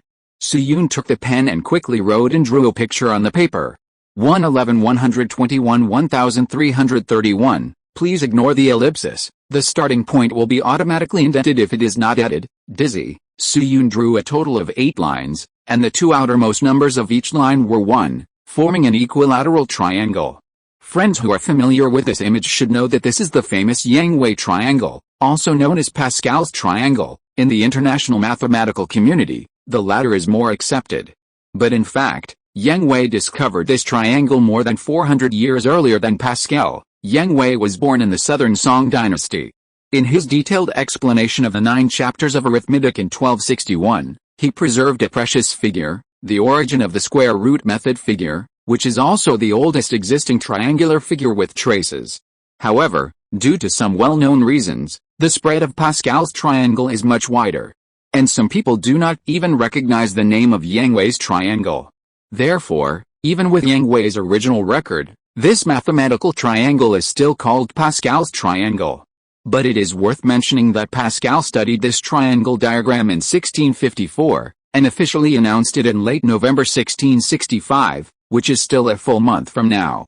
This is why Su Yun started with the dispersion phenomenon. The dispersion phenomenon is a very typical differential model, even more classic than gravity. Whether it is the deflection angle or its own 7-in-1 appearance, it directly points to the calculus tool. The concept of 1/7 is directly linked to the fractional expression of the exponent. If Xiaoniu, who came into contact with the dispersion phenomenon, did not think of the flexion that he was at a loss, he could really go to bed. Xiaoniu saw the dispersion phenomenon. Xiaoniu became curious. Xiaoniu calculated the data. Xiaoniu thought of flexion. Su Yun introduced Yang-Wei's triangle. This is a perfect logical progression trap, a game from physics to mathematics. As for the reason why Su Yun drew this picture, it is very simple. Yang-Wei's triangle is a thorn in the heart of every mathematical practitioner. Yang-Wei's triangle was originally a mathematical tool invented by our ancestors with solid evidence. Why was it forced to be named after someone else? Because of the frustrations of modern times. He had no control over the original time and space, and he had no ability to control it, but at this point in time, Su Yun would not let Yang-Wei's triangle share its name with Pascal. With a guarantee of Mr. New, Yang-Wei's triangle is Yang-Wei's triangle, a term that belongs only to China.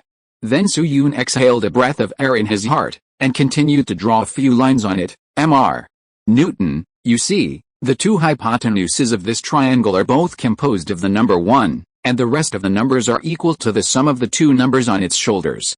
Any number Cn, R, illustrated in the graph is equal to the sum of the 2 numbers on its shoulders. Cn1, R1, and Cn1, R. As he spoke, Su Yun wrote down a formula on the paper. Cn, R, equals Cn1, R1, plus Cn1, R, n equals 1, 2, 3, n, and, a plus b, cap 2 equals a 2 plus 2 ob plus b2, a plus b, cap 3 equals a 3 plus 3 a 2b plus 3 ob 2 plus b3, a plus b, cap 4 equals a 4 plus 4 a 3b plus 6 a 2b2 plus 6 ob 3 plus b4, a plus b, cap 5 equals a 5 plus 5 a 4b plus 10 a 3b2 plus 10 a 2b3 plus 5 ob 4 plus b5. When Su Yun wrote about the cube, Xiaoniu's expression gradually became serious.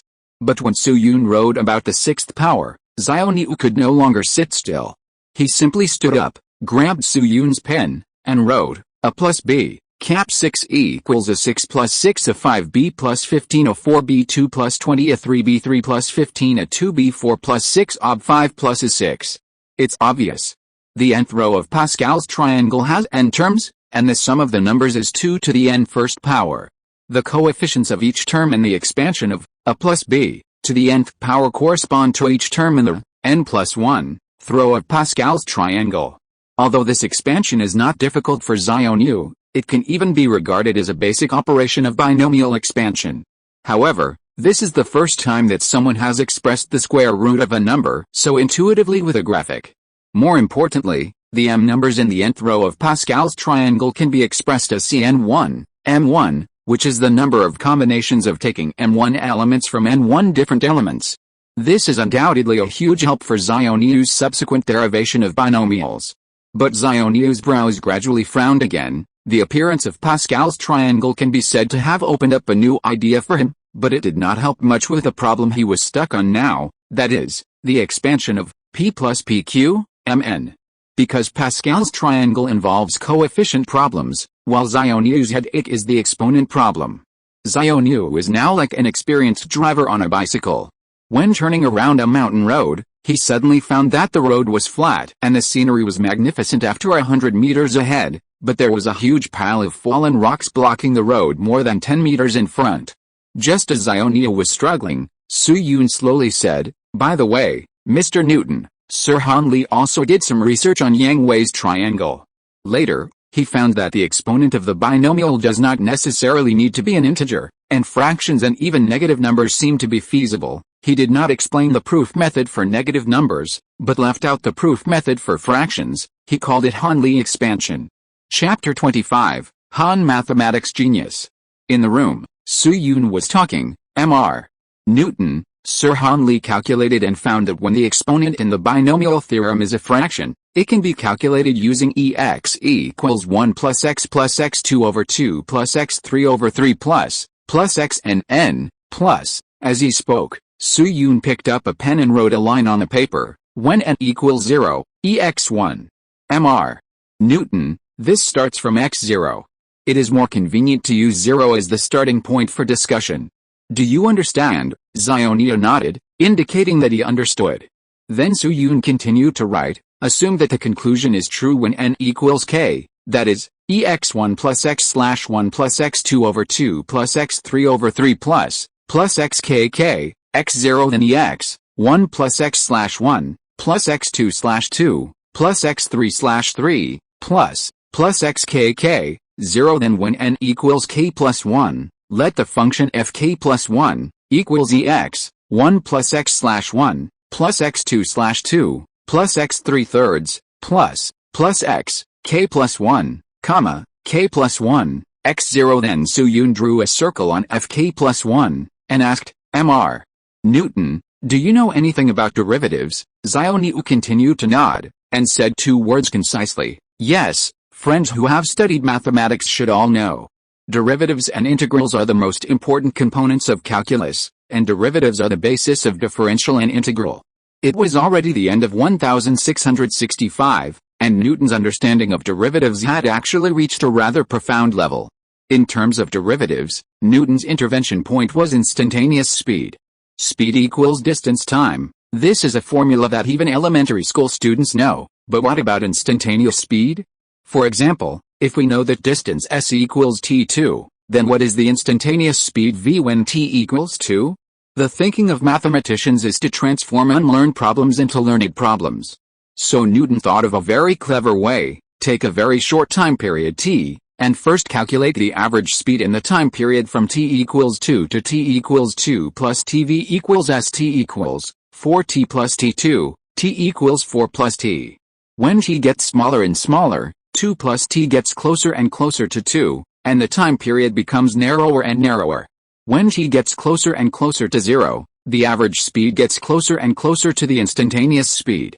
If t is as small as 0, the average speed 4 plus t becomes the instantaneous speed 4. Of course.